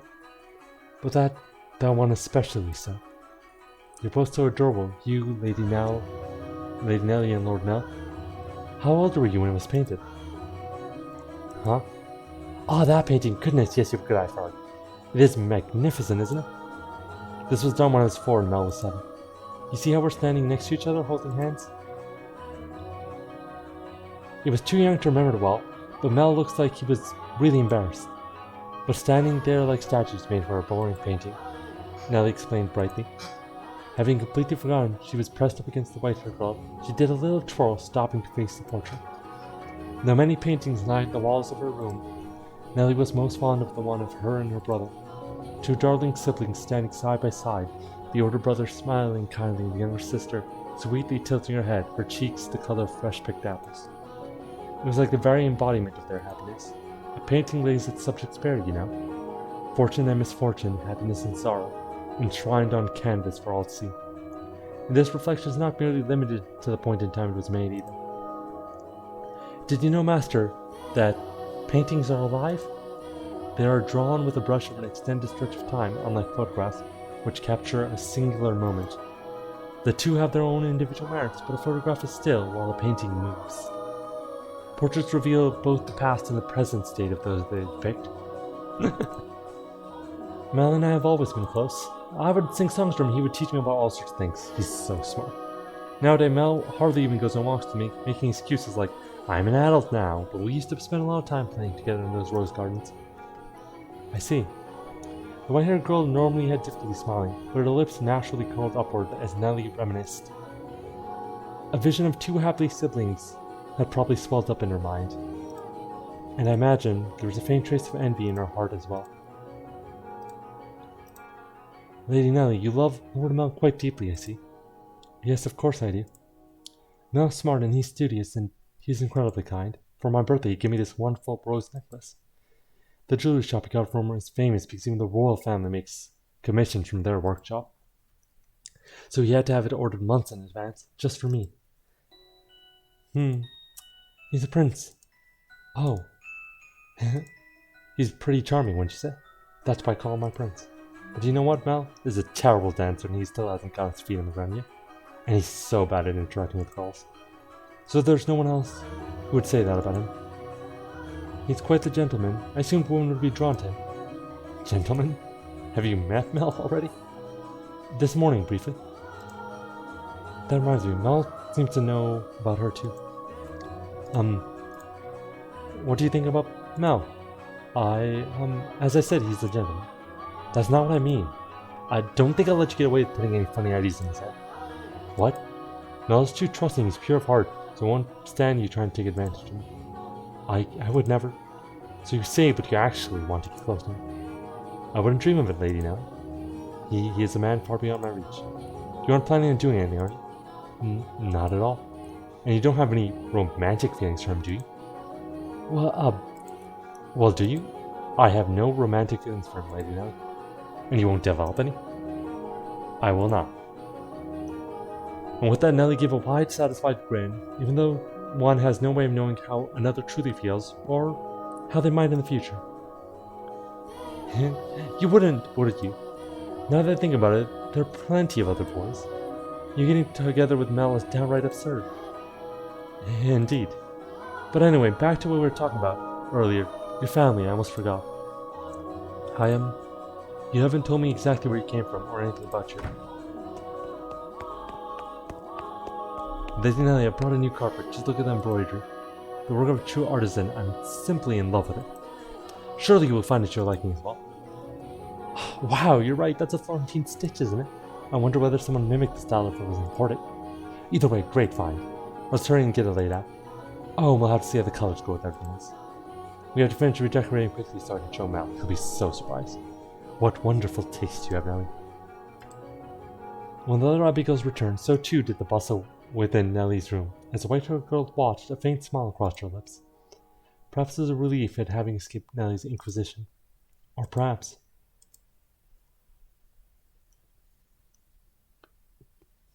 Ah, Nelly, I'm back. Did you eat something you're not supposed to, dear Smell? You're unusually cheerful. I'm the same as always. Anyway, never mind that, dear Smell. Take a look at my room. I redecorated today. Ah, so that's what you've been hiding away in the house all day. How's that any different from what you were doing? You were in the church all day. I guess. I will look at your room, I promise. But first, do you know where the new maid is? Now, don't get any strange ideas. I just haven't yet had the chance to introduce myself, and I thought I should as a member of the family. Except you have, and I know it. Being the eldest son, it would be shameful if she would pass me in the halls and not even know who I am, so... Don't ask me. What? But you're in the house all day. She attends to Mother, so why would I know where she is? Though she did help redecorate my room. You made her help? That's work for men servants. There was no reason to make maids do it. Oh, you're saying I shouldn't invite a bunch of men into my room? I go into your room all the time, Nelly, and you were in my bedchamber just this morning. Only one man is allowed in my bedroom, Mel, and that, dear Smell, and that is you. So unless you become a servant, which I will not stand for, I will not ask any of them for help. Oh, Nelly, you ought to be a little more. A little more what? If you're going to lecture me, I won't hear it. What I'm going to do with you, my little lady. What? What? Why are you looking at me like that? We are talking about you, dear Smell. And I'm not going to tell you what she said. About me? What did she say? Please, Nelly. She said she has no romantic interest in me. What? Why did that even come up? Because we're both girls and we talk about things like what kind of boys we like and who's the most handsome. Why do you look so downtrodden, dear Smell? You look like a sad little boy who can't get his crush to notice him. That face isn't becoming of a prince, Smell. Are you interested in her? That's strange, you haven't even met. I am not. It's just depressing to find out someone you've never even met doesn't like me. That's all.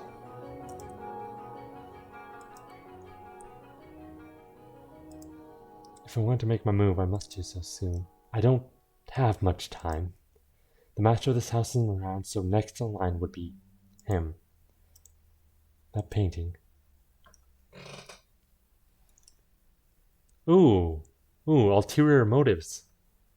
Historia continua.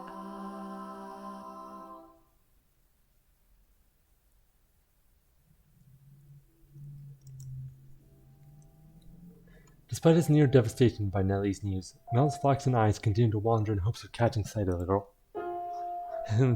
By now it should be quite obvious to you what Mel was feeling, but the boy himself was having difficulty comprehending things going through his heart. Emotionally, he was horribly unstable, like a ship without sail, and still every time he spotted the white-haired girl, his heart would leap, his whole body jitter with anxiety and excitement. He had never felt anything like this before, and as such, he struggled to keep these strange emotions in check. Whenever he saw an opportunity, Mel would speak to the white-haired girl. In days he was unable to, he either spent in secluded silence or in distracted days. Love is a curious thing. It has the power to change those who experience it. When he did manage to approach her, he tripped over his tongue. Again and again he talked to her, and again he stumbled. Imagine if you were taken to see a romance at theater in his present day, you would cry just as much, little Nellie. We cry tragedies because we draw parallels with our own lives. At least, that is what I think. Great tales of romance attain true gravity with an audience only when they are personally familiar with love. In any event, the white-haired girl was, as a result of this, visibly perturbed. She was delighted that he was being so kind to her, but confusion overpowered every other emotion. She appeared to be at a loss for what to do as he clumsily catapulted words and stares at her. But Mel did not back down, though he probably knew what caused such a fiery emotion to erupt from within his breast. One's first love in particular tends to burn like a wildfire. Are you familiar with that sensation, Master? Oh, Ah, there she is. Is she cleaning? No, it looks like she's reading. It's now or never. Ah, sorry, didn't mean to see you. Lord Mel, you very clearly meant to see me. Because you just wouldn't notice me. What are you reading? You look pretty engrossed. Oh, I'm sorry, I should have asked your permission. It's fine, no need to apologize. Feel free to read wherever you want, and you're welcome to bring books back to your room if you'd like to spend more time with them. But I was just amazed that the mansion had a library. It must have been a lot of work to collect all these books. There's some pretty old books in here, too. Your grandfather's? Some that he collected, some even older than that. Take a look at this. I think it's a diary, but it's not from this country. Oh no, she can't hear the loser hitting on her because she's got her earpods in. Oh no. Oh, or this century for that matter. Maybe a feudal lord? Here, he's complaining about the quality of the harvest. Can this forsaken land only produce over sour grapes?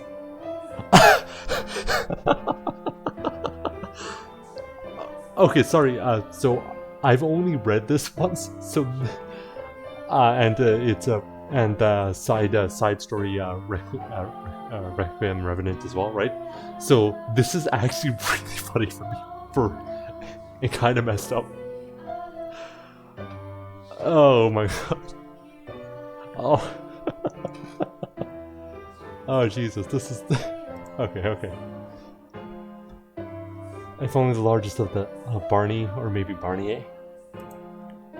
If only the largest of the Barnier estates were mine instead. The land there is much more suitable to cultivation.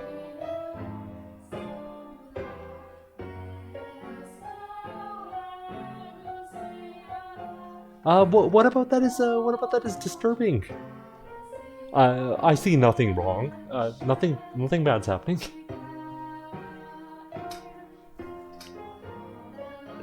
There you have it. You can read this, Lord now? More or less. I've looked over it several times already, so that wasn't too difficult.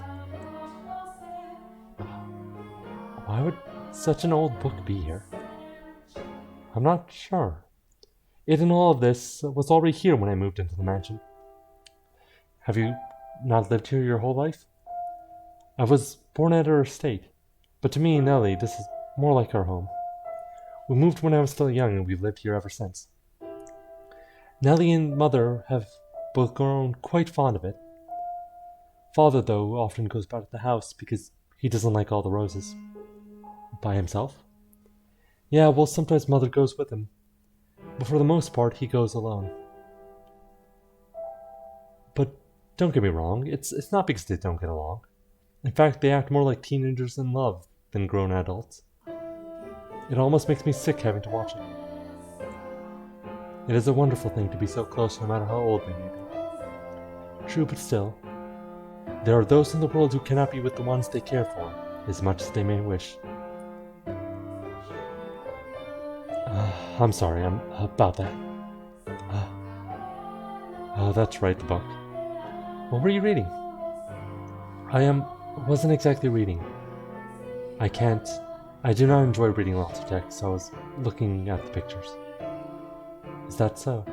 You seem very cultured, so I thought you'd be partial to reading. Perhaps you're actually more like Nellie and eschew your studies? Yes. I wouldn't have guessed.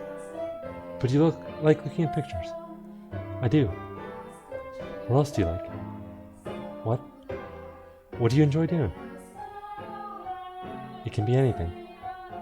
I enjoy being told stories. Stories? Yes, when I was young, my father would tell me tales. What kind of stories did you like? There was one about an imprisoned girl. Tell it to me.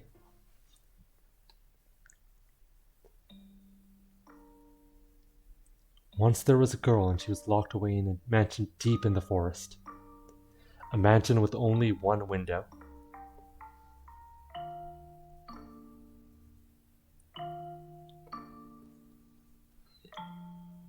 But that is the nature of it, right? There are many periods in history where most people wouldn't be able to read, or even just a particular subset of people wouldn't be able to read, right?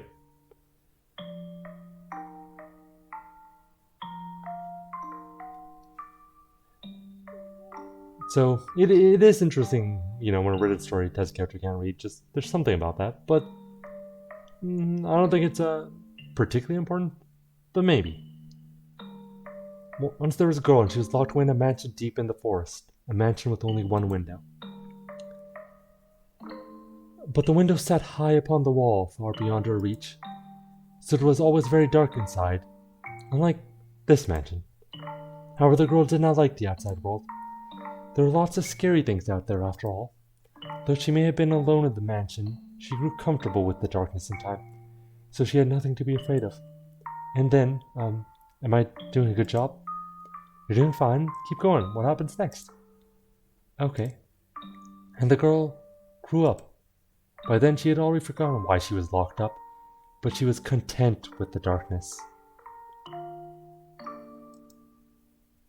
However, her eyes couldn't help but be drawn to the little bit of light that spilled through the one window. Though she was comfortable in the darkness, the sight of the light made her heart race. At first, the girl thought it was because she found it unpleasant, but because she disliked the light and the outside. But slowly, she came to realize that she was curious about the outside world. What could be happening out there? For all she knew, the town, the forest, the people, all of it could have changed while she was imprisoned in the mansion. But she had no way of finding out. So the girl decided to write letters and throw them out of the window. What began as empty grasping became routine, continuing for several months until she was finally ready to give up. But then, a beautiful white dove flew in through the window. Tied to the dove's leg was a letter. Her heart racing, she read the words contained within. It seemed to be written by a man. The letter contained numerous questions for the girl. It also said if she attached a reply to Dove, it would bring the letter back to him. She was astonished, but she wrote him back anyway, taking care not to mention where she was. After having exchanged letters a number of times, the two felt very close to one another, as though they had known each other for many years despite having never met. And eventually the man said he wanted to meet her. Indeed. The girl was unsure what to do. Should she tell him of how she lived? Should she reveal where she spent her days? She was afraid if she did, he would cease to send her letters. She was sure he believed her to be a young lady of noble blood, and not a girl locked away in a house deep in the forest. The girl could not bring herself to write a response. She released the dove through the window with nothing attached to its leg, and yet it returned with another letter written in a man's familiar hand. You must surely have a grave reason for your silence, it said. I would like to know that reason. I would like to help you. No matter what it may be, you have my word. She deliberated. Those letters were kind. She did not know this man. He was from the outside. Would he still treat her the same way when he met her? And she did not want to step out to the world beyond. What do you think she did? Wrote a letter and agreed to meet him, right? Yes, she did. The girl made up her mind she would write a letter. As always, when she tied it to the doll's leg, it flew off out the window. And for some time after that, she received no response from the man. This saddened her, but she thought it was for the best. She belonged in her own confined world, her world of darkness. But then one day, light shone into the mansion. The sealed door had been opened, and in the doorway stood a handsome young man. I have come for you, he said. The man was a prince from a neighboring kingdom. When the girl stepped outside, before her sat a magnificent carriage, the likes of which she had never before seen, accompanied by many servants. The prince, kind as in his letters, swore his love to her, and the two lived happily ever after. Ah, what a nice story. I'm glad it had a happy ending. A prince. Was there something funny about that story? No, that's not why I was laughing. Do you ever imagine what it'd be like to be if a prince showed up for you? Huh. It doesn't have to be a real prince, even just someone like one. Is that something you dream about? Oh, no, I think I'm perhaps a little too old for that. You think so? Nellie still fantasizes about her prince, and she's 14. I just assumed all girls were the same. Lady Nellie's prince. That's you, Lord Mel, no? What? Is it not? I mean, we used to play make-believe a lot when we were kids, but I very much doubt she still thinks of me the way in earnest. When she calls me her prince now, it's mostly in jest. If it weren't, that would be concerning. Oh. I'm not sure. It could very well be... That story, do you know if it's a regional tale? One that has been passed down through the ages? I'm not sure. It could very well be one of my father's own creations. You might think me conceited, but I think the story might be about me. The girl trapped in the mansion is you. You haven't been locked up anywhere before, have you? No, thankfully. I've never been locked up before. Thank goodness. With an appearance like mine, I can sympathize with her being afraid of the outside world. I have at times imagined how wonderful life would be if it were only me and my father. But the girl left the house in the end. If your father really wrote that story, then I believe it contains his hope for you to end up the same way. Huh. I don't have what it takes to be a real prince and whisk you away, but I can at least pretend. So if it was your father's wish for you to see the outside world, then surely there's nothing wrong with you getting out and experiencing all the scenery the world has to offer. I want to see the outside too, or to be more specific, other countries. So, if you'd like, we could maybe go see distant lands together. Ah, dear Smell, I've been looking all over for you. Nellie, look at this, dear Smell. Mother brought me this wonderful glove to wear on walks. Those roses embroidered on the wrists are just precious. Oh my, you're right. They are beautiful. You appear to be dizzy, Lord Mel. Are you feeling unwell? No, I'm fine. Mel was feeling frustrated at his inability to convey his feelings to her. And as frustrations built up over time, he felt, I suppose you could say, a severe case of love sickness. For several consecutive nights, he had been afflicted with a peculiar sensation, a presence in his bedchamber.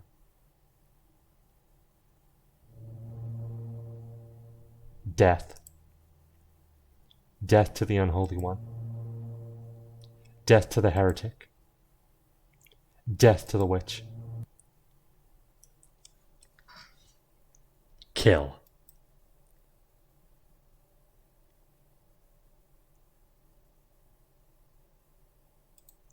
She's... Why, I never wanted her to die. Was she not eating? Seal off the tower. Understood, no one finds out about this. How can you be so calm? Don't you understand what you've done? Pinning the blame on me. How nice it must be to be able to distort reality with panic. You're just as guilty as any of us. I never wanted her to die.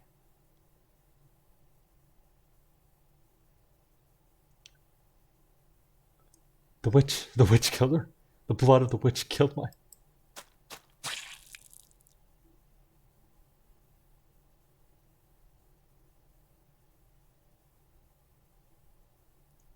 Ah.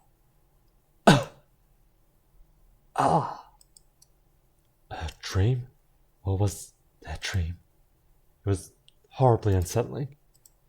I was holding someone, a girl I cared for dearly, in my arms, and she was limp. It was almost as if she were dead. I've been having a lot of really unpleasant dreams lately. I can't stop shaking. Why would I have such a dream? I, I feel sick. Back to sleep. But I wonder, who was that girl? I can sense someone standing beyond my door. Is someone there? It's like they're watching me. Is it just my imagination? Ominous. I can't move. What do you want? Go away. Ah. The sound is growing fainter.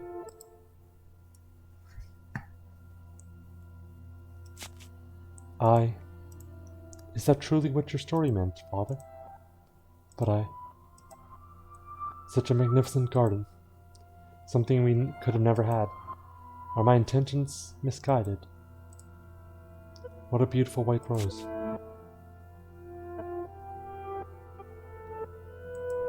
You know, you could have sneaked into his room rather easily then. No one was watching. How long have you? Oh, you needn't pay me any mind. I shall not condemn you, no matter what you might do. Rather, I am on your side. I was not going to do anything. Oh, is that so? Then perhaps you were out for a late night stroll. I imagine you have less difficulties going outside at night. I beg your pardon. I will return to the mansion immediately. Oh yes, that reminds me. It was also the middle of the night when the grocer's servant broke into their safe. News of that spread quite far. I'm sure you would have heard about it. Oh. Although, was Gamache present? Dear me, I'm having trouble remembering. But worry not. If you wish for it, the mansion shall provide. You are in no danger whatsoever of getting caught. Aye, aye. You said that a witch lives in this mansion, did you not? I did. Does this sound perhaps a bit archaic to you? No. I believe those rumors mockingly refer to me. Oh my. I've been accused of being a witch before. Which is amusing. I don't have any magical powers. I simply have an unusual appearance. My, what a lovely shade of red. The rose. Is something the matter? This rose. This rose was white. Until I took it in my hand. Is that so? I apologize. I must sound mad. I'm sure I was just mistaken. It couldn't possibly have changed. I wonder. Yes? Did the girl locked in the mansion become a princess? What? We should lock up and head to bed. Make sure all the shutters are closed nice and tight, then draw the bar on the front door.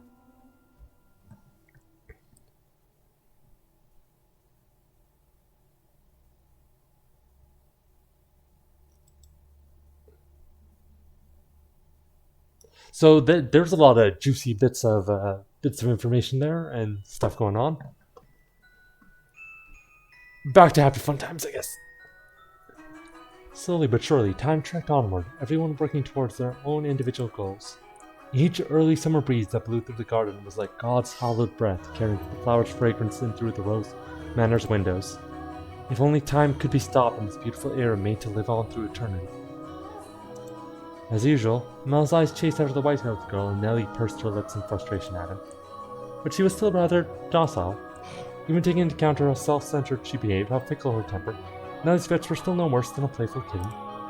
See, at that very moment, our lively little feline had her claws poised to swap at the flaxen-haired young man. Mel, you promised me, or have you forgotten? I haven't forgotten, I'm just asking if we can go another day. Another day to sin, something happens every day. I've been looking forward to tonight's remembrance for so long.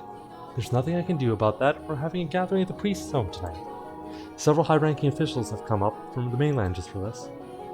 Who cares? I care. You know, Nellie, it doesn't have to be me who goes with you. No, I want to go with you, Mel. You've been so distant lately, dearest Mel. You refuse to do anything with me. That's not true. Tell me, if you can't go today, when can you? When will you be willing to go out with me? When will you be willing to play cards with me or to have tea together? I can't make any promises. I have things to do, obligations. And Nellie, you're almost an adult yourself. Stop acting like such a child. I'm not an adult yet. I'm still a kid. If it means I don't get to play with you anymore, then I don't want to be an adult. Nellie, you can't. Lady Nellie, the master wishes to speak to you. Oh, Father does? What could he want? Go on, Nellie, you can't make Father wait. He's very particular about people keeping their appointments. Yes, he is. Unlike you, dearest Nell. What's got her in such a foul mood? Oh, thank goodness for small miracles. Nellie just won't seem to take me at my word lately. You mustn't be so harsh on her. She's your one and only darling little sister. You're right, but still, she's taken a bit too far of late. Oh, I'm not so sure. She does not seem to be behaving any differently to me. Am I the one acting differently then? Well, enough about that. Can I ask you a favor? Me, what can I do for you? I was thinking. Physically, Mel was undeniably a young man, but the smirk that crossed his lip as he schemed gave his face the sweet look of a little boy. Or perhaps that was simply part of his charm, and it was not the age spread, but his character that made his smile so heartwarming. What did he ask of me? You shall soon find out soon enough.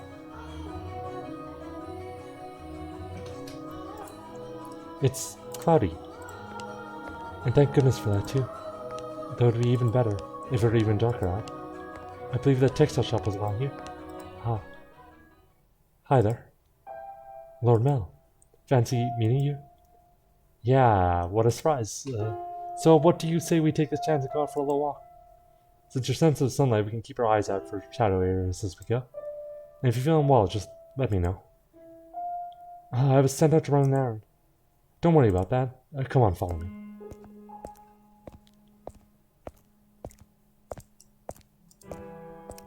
I'm sorry, it actually wasn't an accident that we crossed paths. I planned this out ahead of time, asking you to be sent on a fake errand. It feels like I'm always on alert back at the mansion. Can't relax in my own house. It's actually kind of funny. Sorry, that was inappropriate of me. I just thought since the sun's mostly blocked out, it would be alright if... I'm feeling just fine. Ah. Oh, of course, I get her out of the house and I can't even think of anything to say. Hey, yes? Have you settled into life at the mansion? I have. Everyone's been such a big help. That's good to hear. Indeed. So, yes? Nellie told me she had you help her redecorate her room some time back. Ah, yes, that was shortly after I arrived. What of it? Yeah, that day Nellie told me that you don't, I don't. Never mind, sorry, it's not important. It is important, but I can't just ask how she feels about me.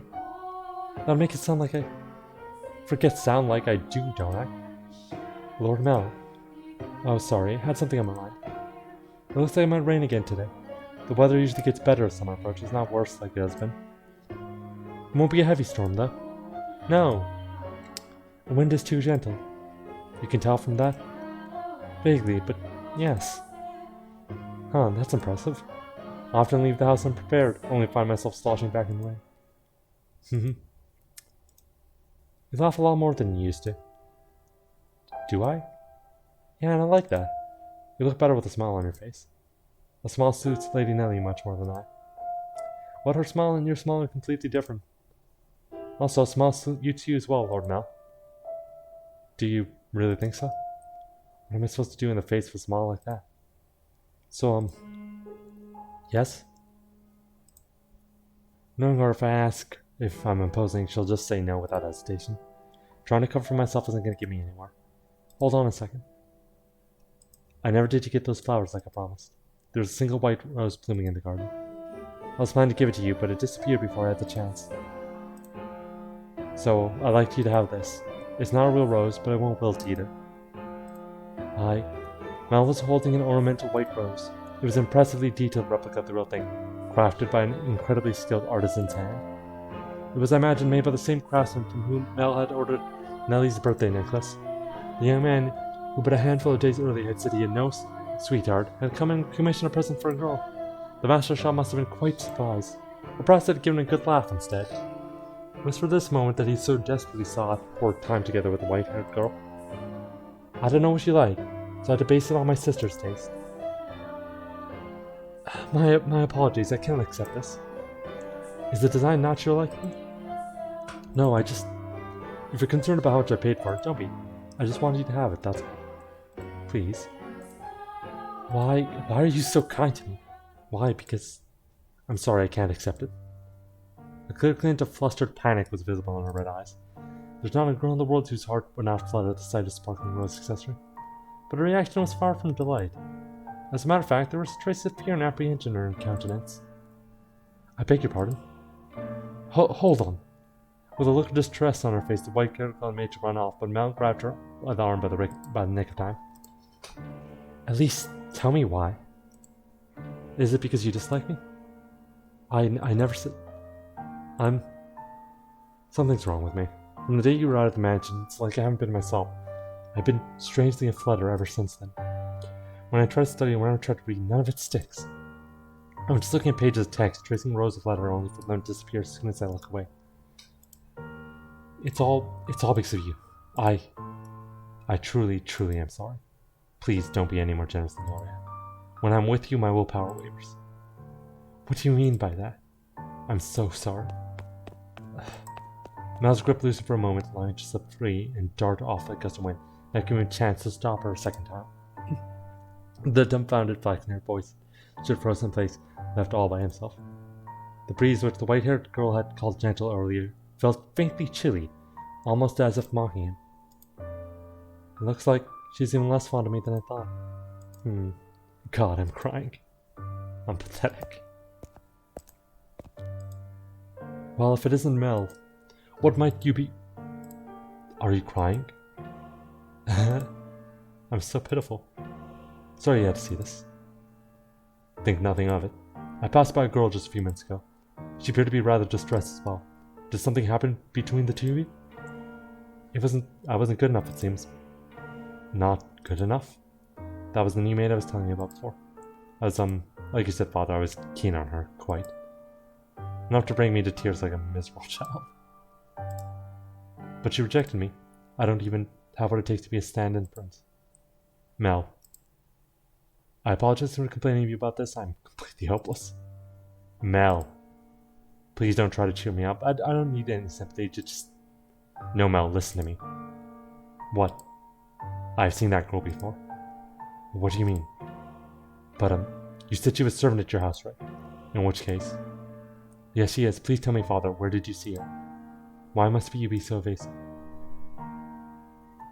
It was probably someone else. Someone else? You're saying someone who stands at the Manchester? Father, she and the man whom I assume is their father paid a visit to the church once. They came asking for food, their clothes in tatters. The two were emaciated. I don't think they were eating, David. What? Wait a minute, are you saying? She's a beggar. But Father said she came from a steamed house. Which is why I said I might be mistaken now. She has a singular aspect, but it's possible there's another girl who looks similar. Deep down, though, the priest surely believed the opposite. And so he said sternly, like teacher to your people, but you must be absolutely certain now. Understood? You cannot proceed any further without knowing her ancestry. May I visit the church, Father? By all means. In the back of Mel's mind, a vision of the night of storm, the night the white-haired arrived from the mansion was sorely replaying. She was a little more than rags and covered in grime, hardly the appearance of a respectable young lady of class.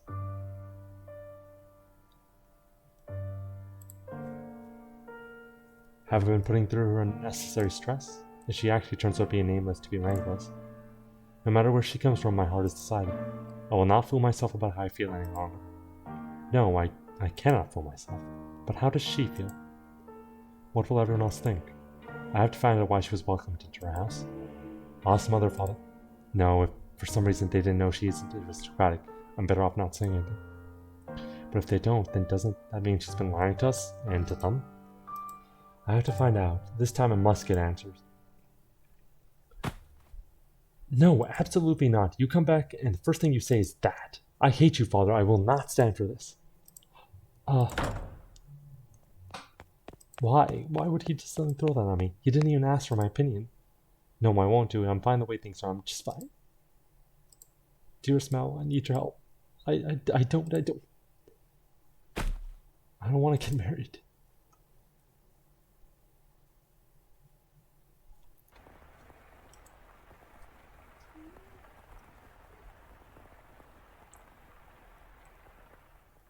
This may seem sudden, but I must confess that I made a grave mistake. My transgression is that I was unable to completely predict where this path we were traveling led. My hands were full of dealing with my immediate day-to-day tasks. I could do naught but pray there was happiness waiting in the future. Happiness for everyone who lived within Rose Manor. But I am but a mere maid. There are limits to what I'm allowed to do. And furthermore, it was not my place to offer her my hand. Roads, such as the one we're following, have a way of diverging with little warning. And if you do not turn the wheel exactly right at the sudden fork, you may end up somewhat horribly off course. I was well aware of the fact, which is why I thought that what I did was for the best. It's happening again. I made sure the door was closed, but I can sense someone standing there. Someone watching me. Footsteps. They're looking down at me?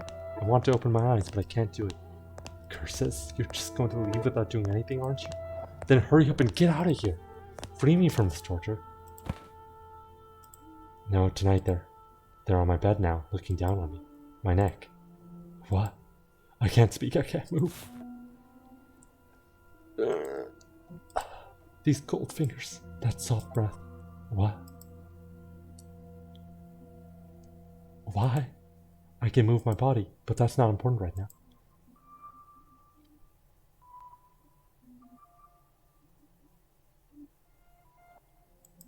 You smell of roses. The scent of a world far removed from ours. He made to gasp at the sight before him, only to realize he could not.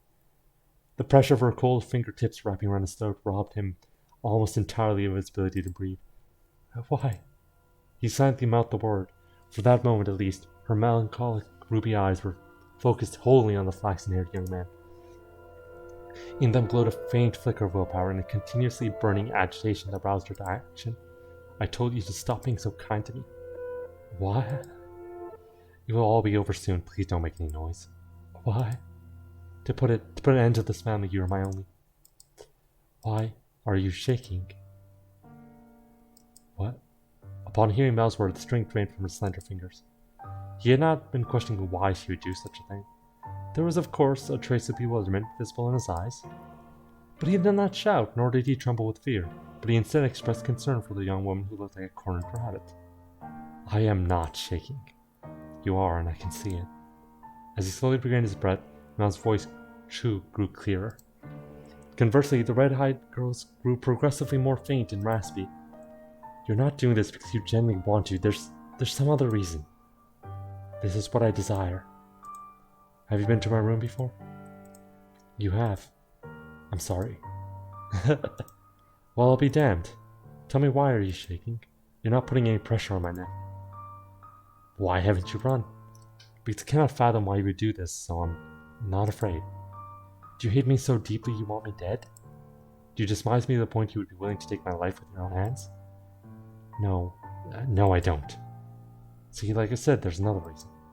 If it isn't because you detest me, then tell me, why is it? So, Mel has no game, but he is also down bad enough that he is perfectly calm when a girl tries to choke him to death. I am sorry, I will leave your room now. I will do my best to not bother you any further, so please forget anything ever happened. Do you think I'm just gonna say okay and let you go? Why can't you tell me the reason? I'm sorry. Whatever this relationship dynamic is right now, it's not healthy. But it is some sort of form of game. Some messed up form. Alright then, I'll try and guess. What? It has something to do with your lineage. You're troubled by it somehow. Am I right? I thought so. How do you know about that? The priest of the church told me he had seen you before. He also told me, a little about your origin. But that's all I know. The only difference between us is social rank. I don't know what would cause you to do this. Please tell me who you really are and tell me why you've come to the mansion and why father allowed you to be a maid. I haven't said anything to mother or father. If you're hiding the truth from them, they still don't know. But I want to. I won't get mad at you or have you punished. I'll even swear to God if you like. I want to be the prince who whisks you away. I want to be like the prince who rescued the girl from the dark mansion soldier of the world. I know I'm not that dependable, but I want to help you. Why do you show me such compassion? Why do you treat me like this? I have a hand around your neck. Why, I thought it would be obvious, or have I not expressed myself well enough? I love you. Every time you push it away, it crushes me. I didn't even know my heart could feel such distress. If you dislike me and don't want to be with me, then, well, I'll just have to live with that. Wow, good boundaries. Amazing. Wild. Mel actually good, maybe? Huh. As much it may hurt, but if you have some other reason, some weight on your shoulders that you can't share with anyone else, tell me. I want to help you. There are other options. Things we can do about your... No, not that. That's not it. Huh? I've tried to hate you so many times. So yes, there's more to it than just social status. But I can't do it. I couldn't make myself do it. What do you mean? I had so many chances, but I couldn't do anything. She spoke in a stifled voice, as if every word had to fight to escape her lips. She appeared so fragile, so precarious looking down at him, that it seemed as though if a gust of wind were to whisk through the room, it would blow her away completely. Her pale fingers were trembling, like she had tried to squeeze them again and failed. However, her hand did not pull away from his still slender neck. Her hand is so cold. He did not challenge her, but simply kept his eyes fixed on her, as if carefully watching to see what she would do next. I'll say this many times as I must. I love you. And I wouldn't be able to accept losing you without knowing anything. So please tell me the reason. I'll see to it that you're taken care of. Those are the words of a man of means, Lord Mel. Of someone blessed enough to have pity for others. You are foolish, young man. You know nothing. But the greatest fool of all is myself. If you were to agree to punish me, I will tell. Tell me. Her long white hair and his soft flaxen hair touched, and for just the briefest moments, it appeared in the darkness as though they had fused together. Just 1 second.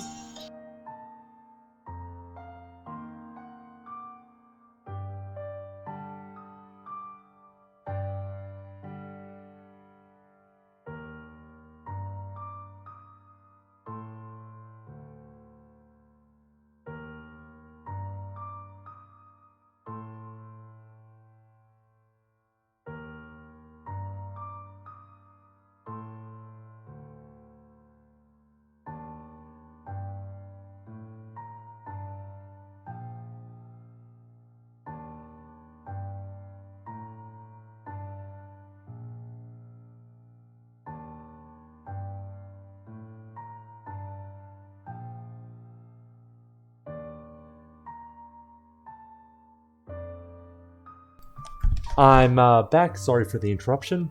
Just had an important phone call that I got to take. But I'm back here now, so that's good. All right.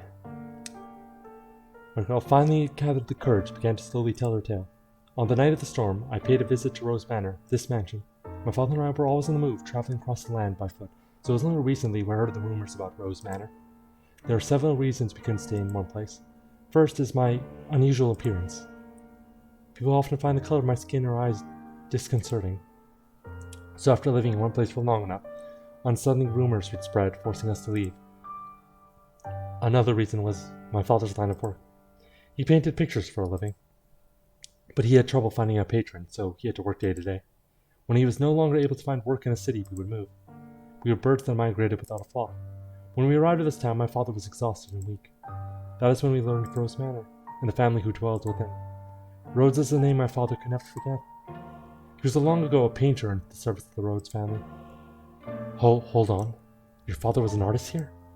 Yes, it was before I was born, so you probably don't remember, Lord Mel. So you knew about us before you came here. For as long as I can remember, I've known the name Rhodes. My father was chased away from your house, just because they didn't like something he painted. Having failed the Rhodes family, no one else would become his patron. Just as good a reputation spreads, so too does a bad one. Branded once as a failure, no one will take you in ever again. You nobles throw your parties and spread your gossip about this painter or that sculptor. The rose you tried to give me is an example of that. It was certainly crafted with skill, but the jeweler's only known because some aristocrats spoke highly of him. My father's paintings were no less skillful. His was a talent that could not be easily imitated. But no one was willing to separate the art from the artist. God damn it. Oh no. Oh no, white-haired girl. Not like this. The Rhodes family stole everything from my father. But even thrown out onto the streets, his only skill was painting. That was all he could do to earn a living. What little money we had for food, he gave to me. He did anything he could to ensure my survival, even at the expense of his own well-being. Oh no, her father was cancelled for his paintings.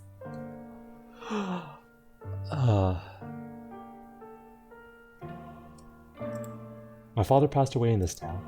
Up until his last breath, he was only ever concerned about me. He held me in his arms and ran his fingers through my hair, an apologetic look on his face. This is definitely not the only thing going on, because we've been getting weird flashes to other events, and then there's the whole framing device, because we're some unknown master returning to this, to the mansion, and the maid's there, and she's taking us to look at different time periods. The true curse of the Fat is that everyone's a critic. The aristocratic cancel culture has gone too far. If I had a normal appearance, I'm sure life would have been much easier. He was always telling me how sorry he was for making life so hard, even though it's not his fault I look like this. I disdained the Rhodes family for putting my father through such hardship. I imagine you were still living in decadence, acting as though nothing had ever happened. No, you wouldn't even care about the fate of one simple painter. Our lives meant nothing to you, and so I sought to bring misfortune upon you, and that's why you tried to kill me. The truth that I wanted to take the master's life, but your father spent so much time inside the mansion, and so, you're right, if they lost me, it would put my family in a very difficult position. That is the whole of my tale. You now know about my father and how I feel about you. Having told you of the blackness in my heart, I cannot go living like nothing has changed. Please give me punishment. Why would you have me put the one I love through any more misery? I am not a fit for your affection, not only because I am not aristocratic, because every time I spoke with you, I did so holding this darkness in my heart. Does that not unnerve you? In the end, it was my family's actions that caused you so much suffering. With that your father still alive, perhaps I could have done something. I'm sorry. Besides, you hesitated. You didn't actually kill me. What am I even to punish you for? As you said, you had countless opportunities, but you could not bring yourself to do it. Tell me, why couldn't you kill me? If it is because I've given you enough reason to have even the slightest bit of interest in me.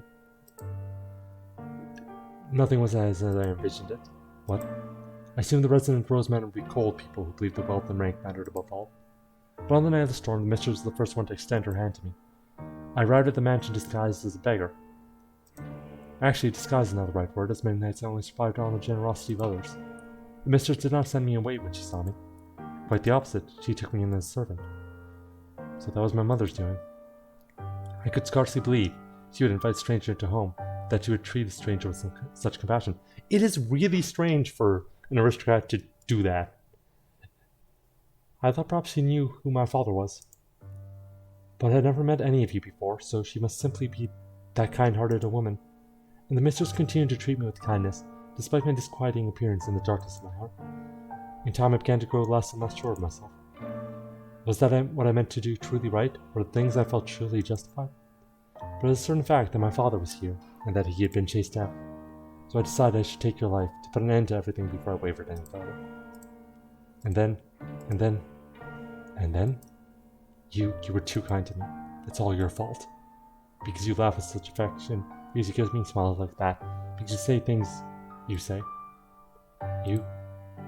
I'm sorry. No, don't apologize. I'm so happy to hear that, despite the unusual circumstances. Mel, you're a bit too focused on your love life right now. Please don't say you want to leave. Please don't ask me to punish you. I couldn't do anything for your father, but at least allow me to do something for the daughter he cared for so dearly. You're far too kind-hearted. I'll be happier with you around. You can become a real aristocrat. Huh? There are families that would be willing to adopt you, especially knowing we're bringing them ties to the Rhodes family in the near future. Are you saying as long as you're okay with that, of course.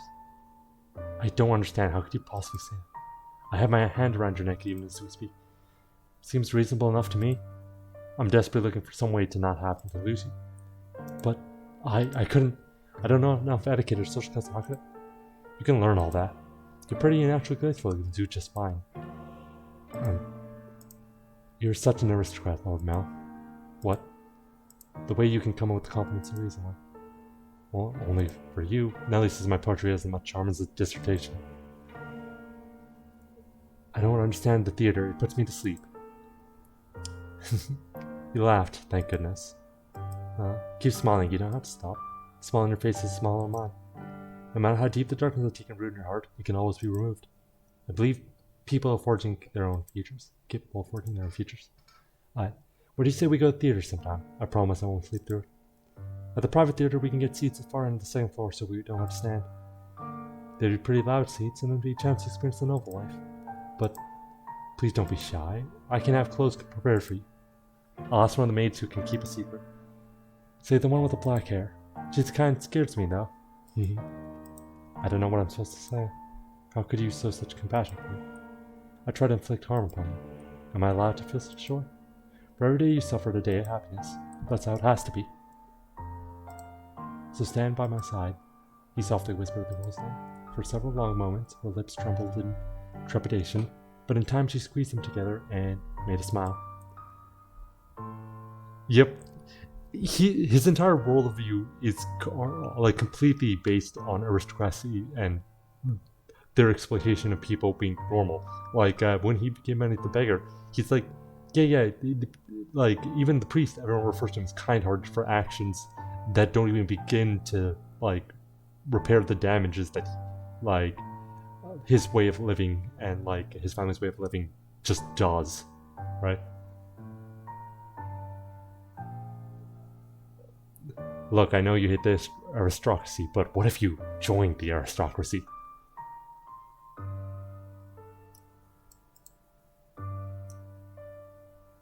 Mel approached me the next day. He explained to me the course of events and then asked me to dress her up more beautifully than any other noble girl had ever been. She was already a very pretty girl, so even without much effort on my own part, simply putting her in a dress, she radiated beauty. I was quite partial to her smile, and so I agreed to help, thinking that if it would lead to their happiness, I could not ask for anything more. I never anticipated what would happen next, though. Perhaps my hopes were unreasonable after all.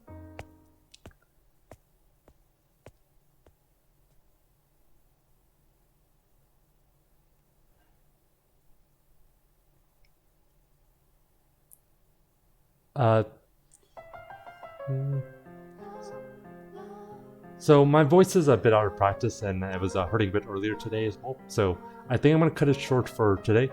More following streams will probably be 3 hours or a bit more rather than 2 and a bit. But thank you all for joining me for the start of this.